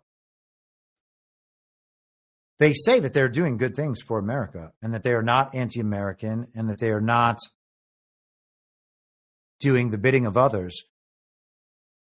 But then the president comes in with an overwhelming mandate from the American people and does a bunch of things well within the president's authority constitutionally and purview it is to do, and they resist, suggesting that he's not following the law, that the president doesn't have the ability to remove the Federal Election Commission's chair. Whose federal government is this? You got to think that it's just the foreign occupied government. What else are you supposed to think when all the people in government think that the only leaders the people actually elect are not allowed to tell them what to do? What government do these people think they're in? More importantly, what government do these people know that they are in? So we talked about the funding of media through the USAID. This is from Axios also yesterday, just to blaze through these quickly. Trump orders key government agency to cancel all media contracts.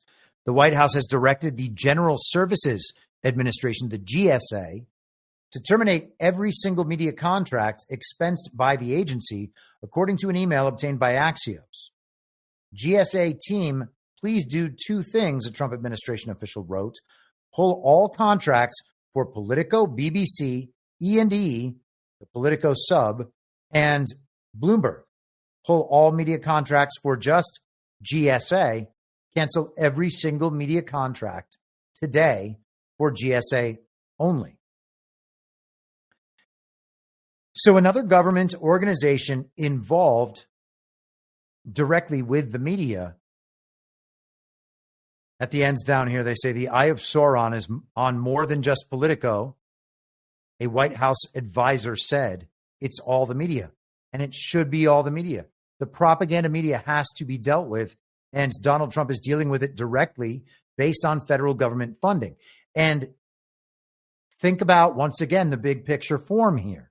Okay, so the American people, the whole tax structure here, we have the global regime and its fiat bankers printing fiat currency that is rented to the United States of America and the American people by the Federal Reserve, and the IRS collects the rental fee for us to use their fiat currency. And that fiat currency flows through the government to implement the entire agenda of the global regime, and the continuation, I just said both of those at one time, or tried to, failed spectacularly. That program continues based on the American people's commitment to give our sweat, our labor, and our blood in wars to support the value of that fiat currency. That's madness. And in the meantime, we fund our own propaganda. And that was one of the most shocking things that I noticed in 2020. There were the public communications budgets in the COVID relief packages and marketing budgets and the rest of it. And that would pay for the state of California, for instance, to disseminate money to a network of influencers, celebrities, micro-influencers, community leaders, etc., to publicize the regime's agenda through social media.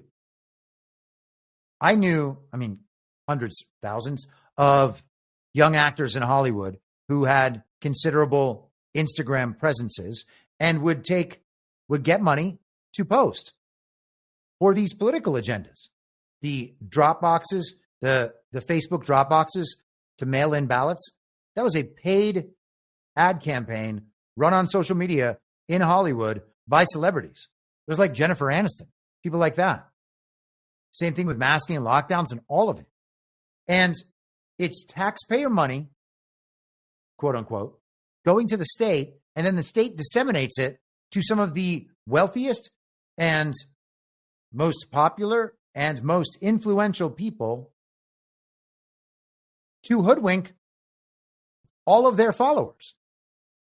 It is so diabolical.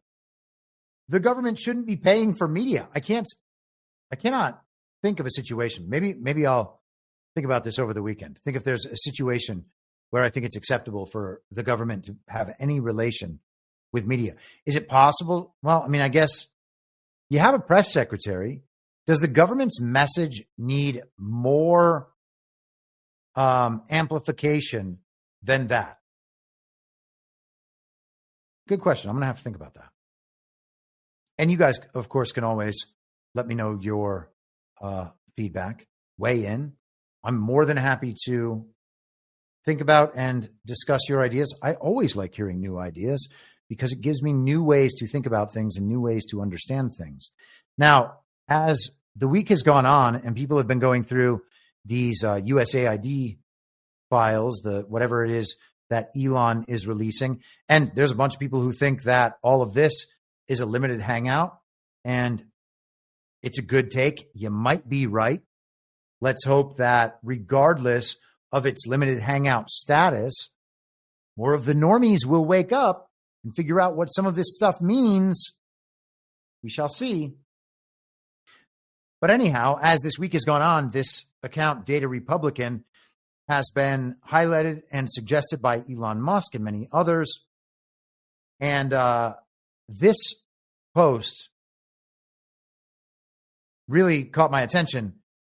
He writes, while debugging, or she, it might be a she, I guess, I found an interesting UEI, not USAID, but HHS, including FEMA, heavily tied to refugee programs. No wonder we ran out of money for Helene victims. And he points to Church World Service Incorporated, active awards, $376 million, reported government grants, $186+ million as of 2022, or maybe just in 2022. One grant stands out, located in Kenya, with a description stating, provide regional refugee processing service in Africa for all U.S. refugee admissions. Does this mean the U.S. has been processing refugees directly from Africa? And I would think that the answer has got to be, in some sense, yes. And we know that because we know that there are UN migration programs. And these operate in all these countries. And what they do is find people and move them around the world. I asked the machine about what Church World Service does, and then got into a conversation about whether or not it was a slave trade, and convinced the machine that, in fact, it was a slave trade, and it was run by the same people operating this group, which is always fun. Church World Service is actively involved in the U.S. refugee admissions program, working to welcome and resettle refugees in communities across the United States. CWS supports the Biden administration's goal of resettling 125,000 refugees in fiscal year 2025. Well, good luck. Why would the Biden administration have a goal of resettling 125,000 refugees in the United States? That's awfully strange, isn't it? Like there's a number on how many refugees we need. Key aspects of CWS's involvement in refugee resettlement services, essential services to newly arrived refugees, including assistance with housing, healthcare, legal services, and basic necessities, right? They got to send these people to wherever they need to go, not want to go, need to go, to put them into jobs and housing and all of it. Because at that point, they're just owned. Because they were brought here in a slave trade. They were needed. We needed this many of them. They know because these are the projects that need to be completed. Therefore, we need this many of each kind of slave. Let's go out there and get them. We'll find them in the world. We'll have refugee resettlement programs with UN migration in all of these other countries. And of course, it's the global regime and its economic policies to overthrow nations and kinetic warfare policies to overthrow nations that decimate these places to begin with and leave all these people impoverished and needing to go become slaves in another country, indentured servants, to be able to have the promise of a better life. And they can get out of their indentured servitude if they serve the regime adequately. So it goes through some other aspects of CWS, and then I had another good one down here at the end. Here we are. Church World Service operates the Resettlement Support Center in Africa, in Kenya. Oh, so the Resettlement Support Center Africa in Kenya, which plays a significant role in the U.S. refugee admissions program for sub-Saharan Africa. Their main functions include conducting applicant interviews and collecting information for refugee cases, presenting cases to the U.S. Citizenship and Immigration Services, providing cultural orientation training to prepare refugees for life in the United States, and guiding them through the lengthy resettlement process, including health, security, and background checks. They run other programs in Kenya as well, such as the Safe Space program started in 2014, which aims to create welcoming environments for LGBTIQ plus migrants. What? Providing immediate food assistance and supporting families with livestock and crops in response to droughts, floods, and famine, and helping communities address long-term environmental challenges, blah, blah, blah. So just another thing that USAID and similar programs are involved with. And now we can see the web of government and the fiat dollars all just stapled to the backs of the American people, being used to facilitate a global slave trade that will result in the replacement of the American people. And it's not even about replacing in terms of race, though I'm not suggesting they're not doing that as well, or that that's not part of the agenda as well.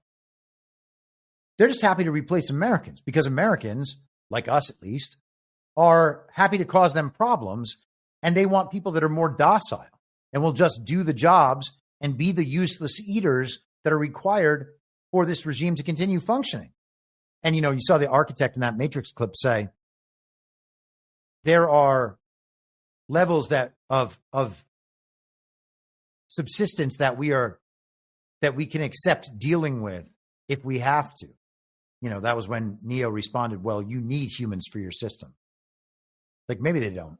Maybe they need fewer humans. And they kind of do tell us that.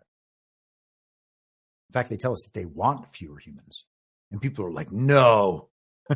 I can see them saying that to me directly, but that's a conspiracy theory. Probably a conspiracy theory. Totally. Okay, let's get back to Trump executive actions here. A memorandum for the heads of executive departments and agencies. The U.S. government has provided significant taxpayer dollars to non-governmental organizations. many of which are engaged in actions that actively undermine the security, prosperity, and safety of the American people. It is the policy of my administration to stop funding NGOs that undermine the national interest. I therefore direct the heads of executive departments and agencies to review all funding that agencies provide to NGOs. The heads of agencies shall align future funding decisions with the interests of the United States and with the goals and priorities of my administration as expressed in executive actions, as otherwise determined in the judgment of the heads of agencies and on the basis of applicable authorizing statutes, regulations, and terms. So, if your NGO is not advancing an America First agenda, the money is going to be taken away. Wonderful. Again, just wonderful. Doesn't need Congress, doesn't need the Senate, doesn't need any of it. That's it. The departments in the executive branch are instructed not to disseminate money to these NGOs if they're not looking after American priorities first. So what does that do? It continues to chip away at the global regime's system. We talked about the systems on the subscriber stream, referencing an episode I did a few years ago. It's not a conspiracy, it's a system. You can see how the system is interconnected. You can see parts of the system working together. The system tells you what it intends to pursue and produce. And you can see the system produce those things. So all the parts are working together in a way that is obviously designed for a reason to produce certain outcomes, and the system then produces those outcomes to then suggest that all of those independent parts are just working on their own and there's no design to the whole thing when they tell you it's a system is crazy. And so we're seeing little parts of that system now broken down. And it's got to be horrifying to the other side, or maybe not. Maybe they've already planned for all of this. You would expect that they have done significant planning. Or it's possible that they thought that they could just ride it out through the lawfare and delay and deny and get through 4 years of Trump. Or they think that they can privatize these organizations, keep them going with donor money unrelated to tax dollars, and it'll work. Maybe. But otherwise, they are losing all of the little nodes they need to make this system operate. You know, there's countless NGOs that are involved in these migration programs that are getting money downstream, whether it's from the philanthropic organizations and the donor money, or whether it's coming through the United States government in one way or another. When the money dries up in too many of those nodes, then the system collapses. And that's exactly what we want. And I think that this stuff is absolutely awesome. And he's kind of going at it from all these different directions. And we are seeing the Doge element play out, as suggested back in November, as this narrative layer to let the country know what's going on, understanding the whole time that this stuff is baked into the cake or already accomplished. All right, taking a look at the chat for a moment. Hopefully we are doing well and not glitching out too terribly here. Now let's go to Samantha Power. She published an op-ed yesterday in the New York Times. Iran USAID. Killing it is a win for autocrats everywhere. You see, we are just giving in to all the autocrats around the world. Autocrats are now the worst people. That is the buzzword for this era. The authoritarian dictator, that's not working. Now it's autocrats. She writes, I'm shocked by the gleeful assault perpetrated by our government against USAID's programs and the public servants who work on them. But after running the agency for 4 years, I am not surprised that the attacks are being cheered by Moscow and Beijing. They understand what those seeking to dismantle the agency are desperate to hide from the American people. USAID has become America's superpower in a world defined by threats that cross borders and amid growing strategic competition. So America's superpower. America's superpower is being able to implement these programs around the world in order to bend governments, world governments, to the will of the global regime based on power projection from the United States of America, the threat of military action always being in the background, or at least it was up until, I would suggest, 8 years ago, roughly.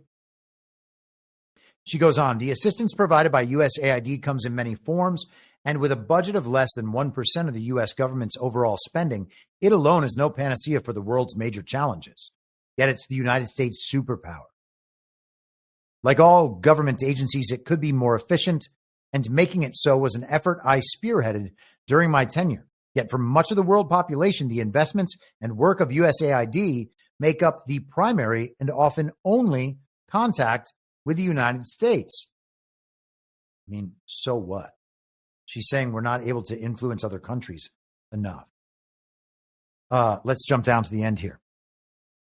In the briefings and materials we provided to the incoming team, we also shared how USAID had expanded its activities recently in areas that are particularly threatening to China and Russia, increasing efforts to expose corruption, supporting countries as they try to renegotiate usurious debt they have incurred to China. Usurious debt. Wow. That is incredible. Like, how about the usurious debt of the American people to the credit card companies and the banks? Because that's actual usury. Countries have taken on usurious debt to China, not to the global regime's fiat bankers that have our country in $37 trillion of usurious debt. Oh, it can't be usury because we're paying back ourselves. That's what it is. Oh, no, we're not. That's not what it is at all.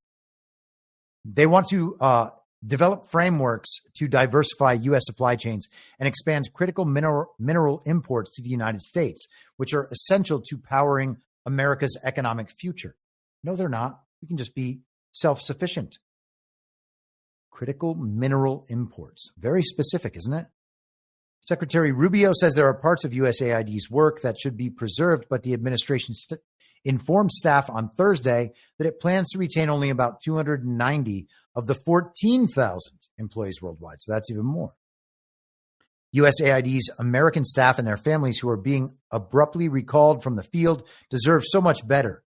So they're out in the world doing their jobs, and they're being recalled by the government that they work for.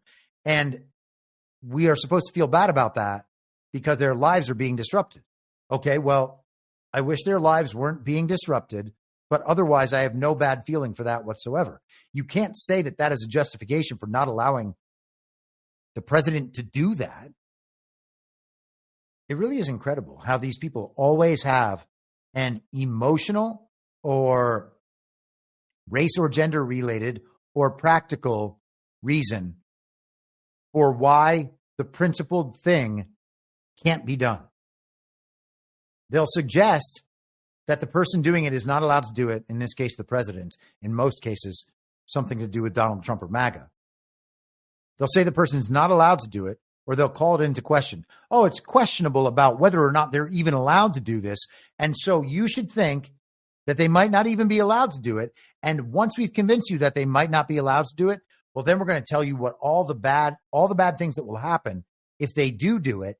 And between the bad things happening and them maybe not being allowed to do it anyway, we should assume that they're only doing it for evil reasons. They're trying to do something that's going to have a lot of negative effects that they're not even allowed to do. What evil, authoritarian, autocratic dictators we're dealing with here, especially Donald Trump. Many deployed to the most dangerous regions of the world, more than 100 USAID staff have died in the line of duty. Okay, should we investigate those, Samantha? Mr. Rubio says he has granted waivers for certain programs to continue, but the mass layoffs have meant that those programs have been paralyzed. Many of the hungry and sick people who depend on USAID are at risk of dying. Unless these cruel and immensely counterproductive actions are reversed by the administration or Republicans in Congress join Democrats in an effort to roll them back, future generations will marvel that it wasn't China's actions that eroded U.S. standing and global security, paving the way for Beijing to become the partner of choice around the world. Instead, it was an American president and the billionaire he unleashed, to shoot first and aim later, eliminating an institution that is a cost-effective example of what once distinguished the United States from our adversaries. Does any of that sound like a reason to keep the USAID in place? Snowcat operator just sent a subscription. Someone go ahead and grab that thing. Thank you very much, Snowcat. All right, we are coming up on 2 hours here. Let me see where we are. Oh, we're not in bad shape here. Okay. Let's go to one of the senators I was mentioning before. This is Senator from Louisiana, John Kennedy, the old foghorn leghorn of senators,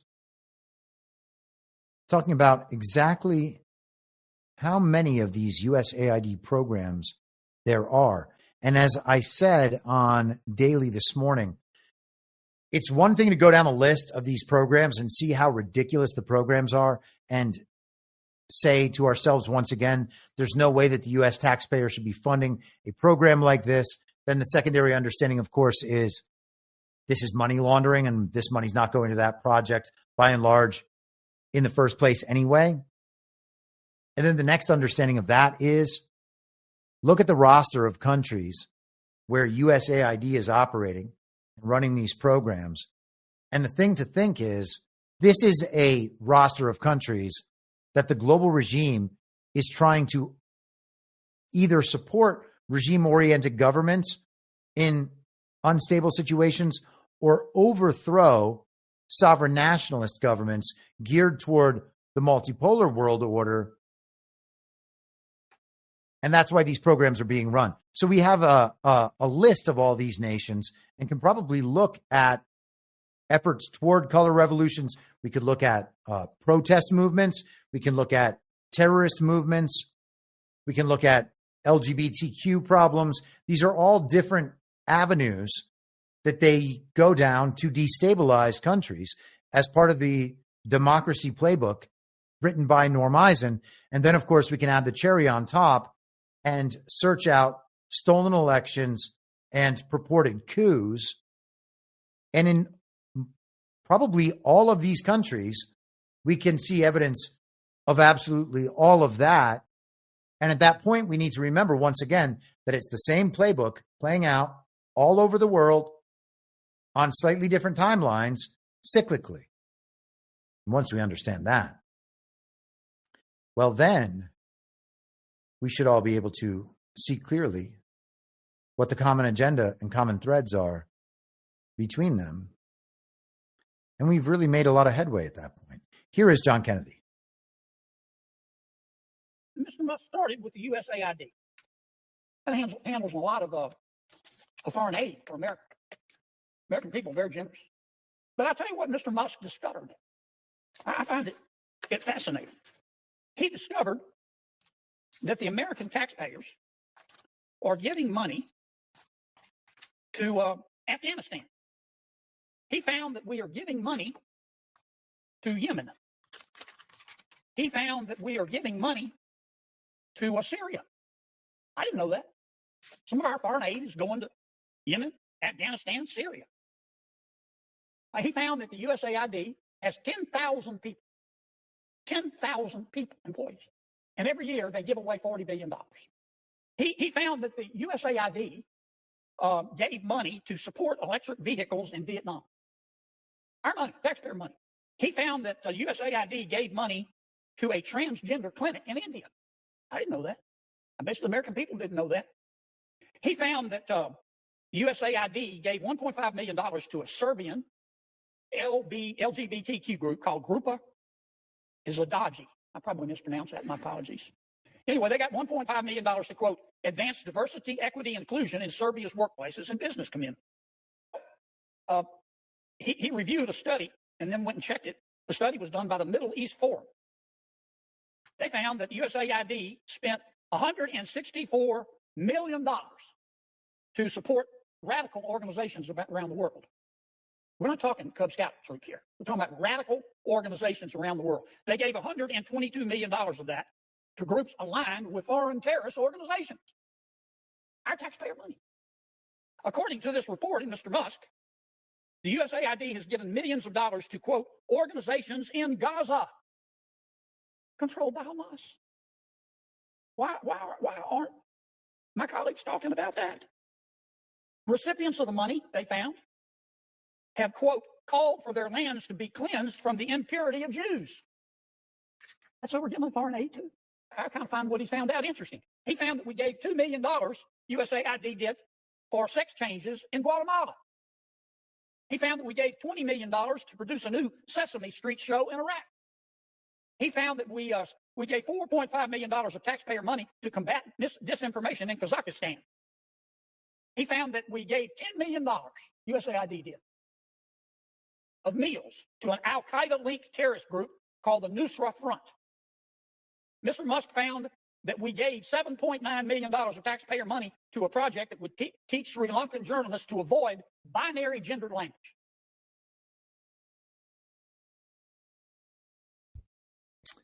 And he goes on. And so you can see the sorts of things we're dealing with, and you could plug any one of those, the names of any one of those countries, into a search bar on a site like the International Crisis Group site and find exactly what the regime was doing to overthrow that country or to further cement their regime-aligned government's control in that nation. And we see the same programs being run here and know how destructive those programs are here. Why would we wish that on other nations? And you got people like Samantha Power telling us that this is America's superpower. This is the way that we influence other countries around the world and make ourselves more powerful and more stable by doing so. I don't see any possibility of that being true. And the fact is, at this point, they've turned all those programs and initiatives around and they use them against the American people. So good luck. Good luck to them, honestly. I hope the whole thing is taken down as quickly as possible. And it seems like we are well on the way to that. Scott Bessent at Treasury has had some interesting things going on this week, in addition to the Doge stuff. And actually, let's start with that. So this is Scott Bessent in an interview. I believe this is from yesterday on Bloomberg Radio. And I think I'll probably end up pausing this a couple of times if my feed doesn't totally shit the bed on me. Here we are. I'm here with U.S. Treasury Secretary Scott Bessent in Washington. Mr. Secretary, thank you for joining me. So good to see you. Mr. Secretary, we are inside the cash room at the Treasury Department. It is almost impossible to overstate how important the work that is done in this building is to the U.S. financial system. Yet right now, there is widespread concern about the Doge team's access to sensitive payment systems. Are you worried at all that access... I know that I'm kind of pausing early here, but why is there widespread concern? Is there justifiable widespread concern, or is there the existence of widespread concern because the media has had a freak out for an entire week? I would suggest that it's the second. And that tinkering of the payment systems could affect the Treasuries market or cause any disruption? Good. Well, Saleha, thank you for asking me about that, because there's a lot of misinformation out there. First of all, when you say the Doge team, these are Treasury employees. It is 2 Treasury employees, one of whom I personally interviewed in his final round. There is no tinkering with the system. They are on read-only. They are looking. They can make no changes. It is an operational program to suggest improvements. So we make 1.3 billion payments a year. And this is two employees who are working with a group of longstanding employees. The letter that the Treasury Department sent earlier this week talked about how the team currently does not have access to change the system. Have they at any point this year had the ability to make changes? Absolutely not. This is no different than you would have at a private company. And by the way, the ability to change the system sits over at the Federal Reserve. So it doesn't even lie in this building. Now that I found very interesting. The ability to change the system doesn't exist at Treasury. It's down the street at the Federal Reserve building. That's very interesting. Now, is the Federal Reserve part of Treasury? Maybe he's just making a distinction about which body is involved in doing that. Is he indicating some level of independence? Seems to be that he's indicating some level of independence, or at least different roles. Let's continue. So they could make suggestions on how to change the system, but we don't even run the system. And if they ask for, if they request the ability to change the system, would you grant that? No, again, they have no ability to change the system. I have no ability to grant that change. That they could make suggestions, then it would go to the Federal Reserve, and just like any large ERP system, there would be tests, there would be this, there would be that, and then the Fed will determine whether these changes are robust or not. As the Secretary of Treasury, you also oversee the IRS. Do you know what kind of access the team has to IRS data or individual taxpayer data? Well, I'm glad you asked that too, because look, the IRS, the privacy issue is one of the biggest issues. And over the past 4 years, we've seen a lot of leaks out of there. The IRS systems are quite poor. When I started in college in 1980, I learned to program in COBOL. I think there are 12 different systems at the IRS that still run on COBOL. But as of now, there is no engagement at the IRS. And if they request that access, would you sign off on that request? They haven't, so we'll take that when it comes to it. I think there is a lot to do there, but the president was elected with a big agenda. And to the extent that getting the IRS in better shape is part of that, sure. Because look, with the IRS, what am I concerned about? I'm concerned about collections. I'm concerned about privacy. And I'm concerned that the system is robust and customer service. But do you think that if they ask for access, that is something you would consider signing off on? There are a lot of things I'd consider, but look, we're in the middle of the tax filing season right now. We even, with the government buyouts that expire at midnight tonight, we have been mandated that the IRS customer-facing employees, that they're not eligible for that until May 15th. So I don't imagine anything's going to go into the IRS until then or beyond. That'll be interesting as well to see what happens around that date. Let's continue with Bessent, because the reason I found that so interesting was in regard to this article, also from yesterday. This is CNN. Treasury Secretary Scott Bessent wants to bypass the Fed to lower interest rates. It says, despite Trump's barrage of criticism against the Fed, Bessent is assuring Wall Street that the administration isn't trying to twist the Fed's arm, but rather carve out its own approach. He is not calling for the Fed to lower interest rates, Bessent told Fox Business on Wednesday. Instead, he said, the Trump administration is focused on lowering the 10-year Treasury yield if we deregulate the economy, if we get this tax bill done, if we get energy down, then the rates will take care of themselves and the dollar will take care of itself, he said. On Thursday, Bessent told Bloomberg TV that we are not focused on whether the Fed is going to cut. That might come as some relief to Powell, since it's an implicit admission that the administration intends to respect the bank's right to make monetary policy decisions without any political influence. The bank's right to make monetary policy decisions without any political influence. That seems to be a pretty key element of the relationship between the United States of America to the Fed, to the regime central bankers. And we've had at least indications that those relationships, all of those relationships, are changing. So, narratively speaking, we're at an interesting point in the process.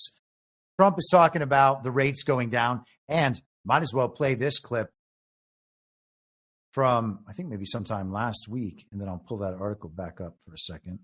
But let's remember Donald Trump responding to a question about the Fed. Too much going on at once if you're trying to bring interest rates down, get the economy back going? No, it just works that way. I mean, it just economically works that way. When the oil comes down, it'll bring down prices. Then you won't have inflation, and then the interest rates will come down. You said that you would demand that the interest rates come down. Well, do you expect I would put in a strong statement. Do you expect the Fed to listen to you? Yeah. Are you going to talk to Powell about this and bringing the rates down? At the right time, I would. So Trump knows he's in control, but we're still being given the framing of the central bank having a right to set monetary policy independent of the administration, the United States of America, the Treasury. That relationship is changing. Just something to keep an eye on. I thought this was a lot of signal this week. The Fed holds the main key to controlling interest rates Americans pay to borrow money, predominantly by buying and selling government debt. Bessent's plan of having the Treasury Department diverge from the Fed is unusual. It's quite unconventional for the Treasury Department and the White House to take an active role in influencing the 10-year yield. Historically, they've worked together with the Fed to do that. Ryan Dietrich, chief market strategist at Carson Group, told CNN. The administration can only influence yields indirectly with fiscal policy and deregulation. So we are beginning to see this battle take shape. And then just one last article to hit before we begin to wrap things up for the day.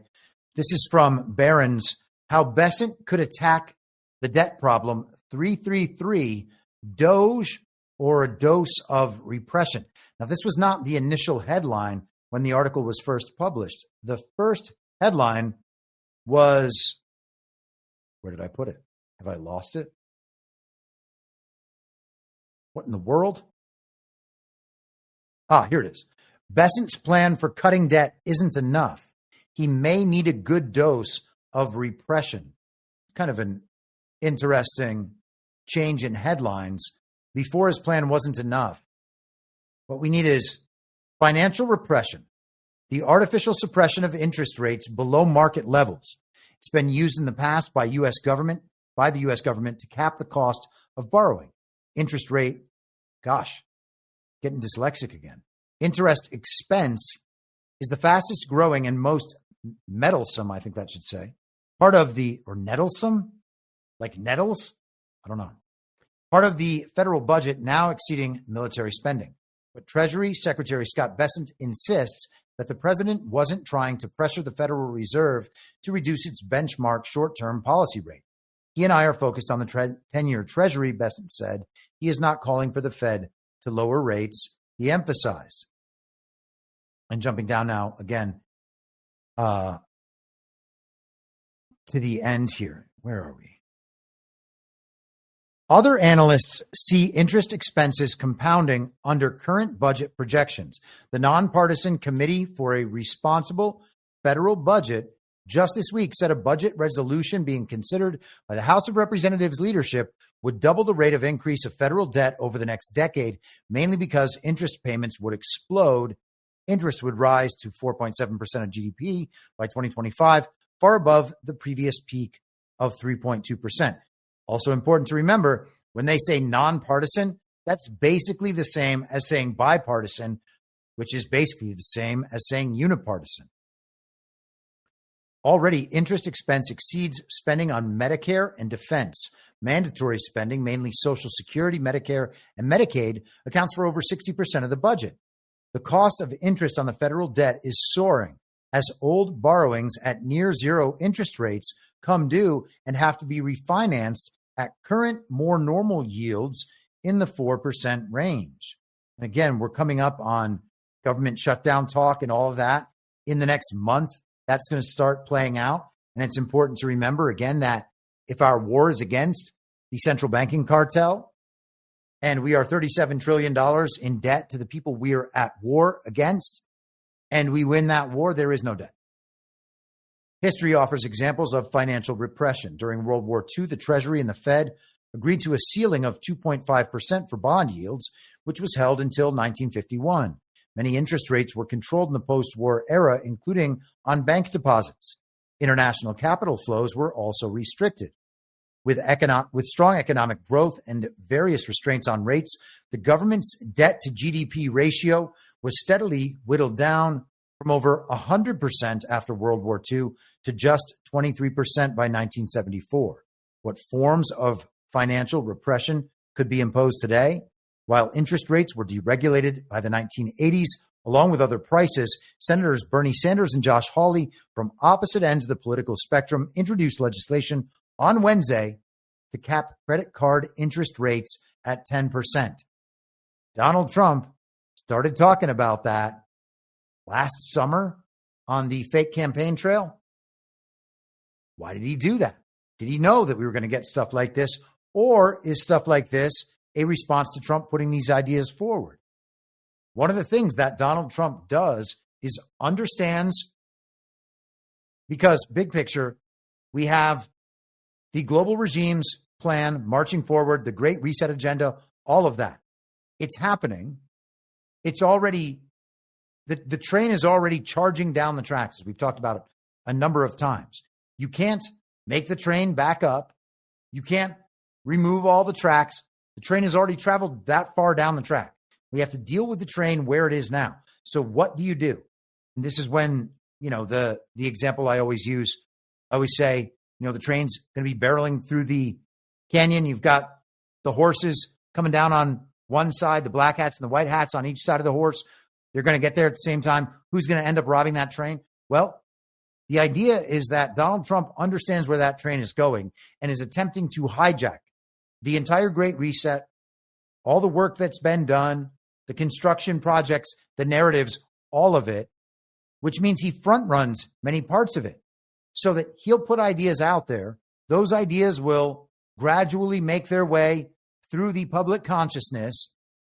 And then eventually you see elements of the regime or not. I'm not trying to cast aspersions on Josh Hawley, although Bernie Sanders is a career communist and legislation in an illegitimate Senate and Congress is absurd. So this has virtually no meaning to me. Donald Trump already said that he was going to do this. That's usury right there that they're talking about. This is going to, I believe that has the impact to change a great many people's lives. But this is also one of those examples where credit card interest rates at 10%, maybe that's not the best deal. Maybe that's not the most leverage. Maybe that is the banks trying to hold on to whatever they can continue to wring out of the American public. Let's wrap this up. Interest rate limits, such as usury laws, have been imposed throughout history. Yes, not only imposed throughout history for economic purposes, but also for moral purposes. And they were prohibited for moral purposes. The only people that were allowed to make usurious loans were court factors, which they also called court Jews, because due to the religious beliefs, there were certain people who could make usurious loans and certain people who couldn't. So it was good to have the sort of people who could make usurious loans aligned with the nobles of Europe who had all the money. And that's how usury was born. That's how our modern banking system was created. Compared with the notion of taking over sovereign regions from Greenland to the Panama Canal to Gaza, while making Canada the 51st state, the idea of regulating interest rates seems relatively modest. Whether any government, especially the world's most indebted one, can make the market bend to its will is another question. And so we are seeing the regime versus anti-regime dynamic playing out right there. All right. Before we wrap this up, I'm doing this as an experiment. I'm going to try these Rumble ads. There's one for Truth Social, one for Rumble Premium. Let's just see how this thing goes. I've never experimented with this, so you guys are going to experiment with me. If you are looking for a great place online for news, discussions, and entertainment, then check out Truth Social, Donald Trump's social media website. You'll get breaking news stories and commentary from top media figures. If you want to see Trump's legendary Truth Social post, then get on Truth Social today. Join a growing community of patriots on a free speech platform designed to avoid censorship and cancellation by big tech. Make your voice heard. Join the movement. Join Truth Social. And yes, indeed, that is the only place that you can see all of Donald Trump's posts. I guess he posts occasionally on Twitter. I am on Truth Social as well. And cool. Okay, so that's what we are going to do today. I think that was mostly harmless, and I support Truth Social, and I'm not on X, formerly Twitter, so that's the best place besides Telegram to watch me. The Liberty Lion says, it's okay. I love Chris talking. I can listen to him rant for hours, especially because he makes valid points. Thank goodness. Sometimes I'm like, am I just screaming into the void for hours at a time? And perhaps I am. So we will leave it there for this week. I will see many of you tomorrow night on the Devolution Power Hour over on Badlands Media. And otherwise, I will be back on Monday at the same reasonable time on the same reasonable podcast network. I don't have a network. Masks and lockdowns certainly did not work, and Joe Biden was never president. Well, what? You know who I am, don't you? Well, you ain't Fiona Apple, and if you ain't Fiona Apple, I don't give a rat's ass. Ah! And what's wrong with being an angry prophet denouncing the hypocrisies of our times? What do you think, Max? Do you want to be an angry prophet denouncing the hypocrisies of our times? Yeah, I think I'd like to be an angry prophet denouncing the hypocrisies of our times. It's not true. It's more true than I would perhaps prefer. Can we stop this cruel game and allow the boy to keep one shred of dignity? For God's sakes! I can't stand to see him in all this pain! You vicious bastards! Let him move in with you! Is it so bad to see somebody happy? So just let him move in! For the love of God, let the boy move in with you! Good Lord! And I will not let you down. We do a little trolling. It's called We Do a Little Trolling. What? In my mind, that's the end game. If you're listening for free and would like to support the show, the best way to do that is by signing up for a paid subscription at imyourmoderator.substack.com. You can find the info stream over on Telegram at t.me/veryreasonable. The merch site is cancelcouture.com, and for all my other links, you can visit linktree.com/imyourmoderator. And I'll see you soon. Down on the rain.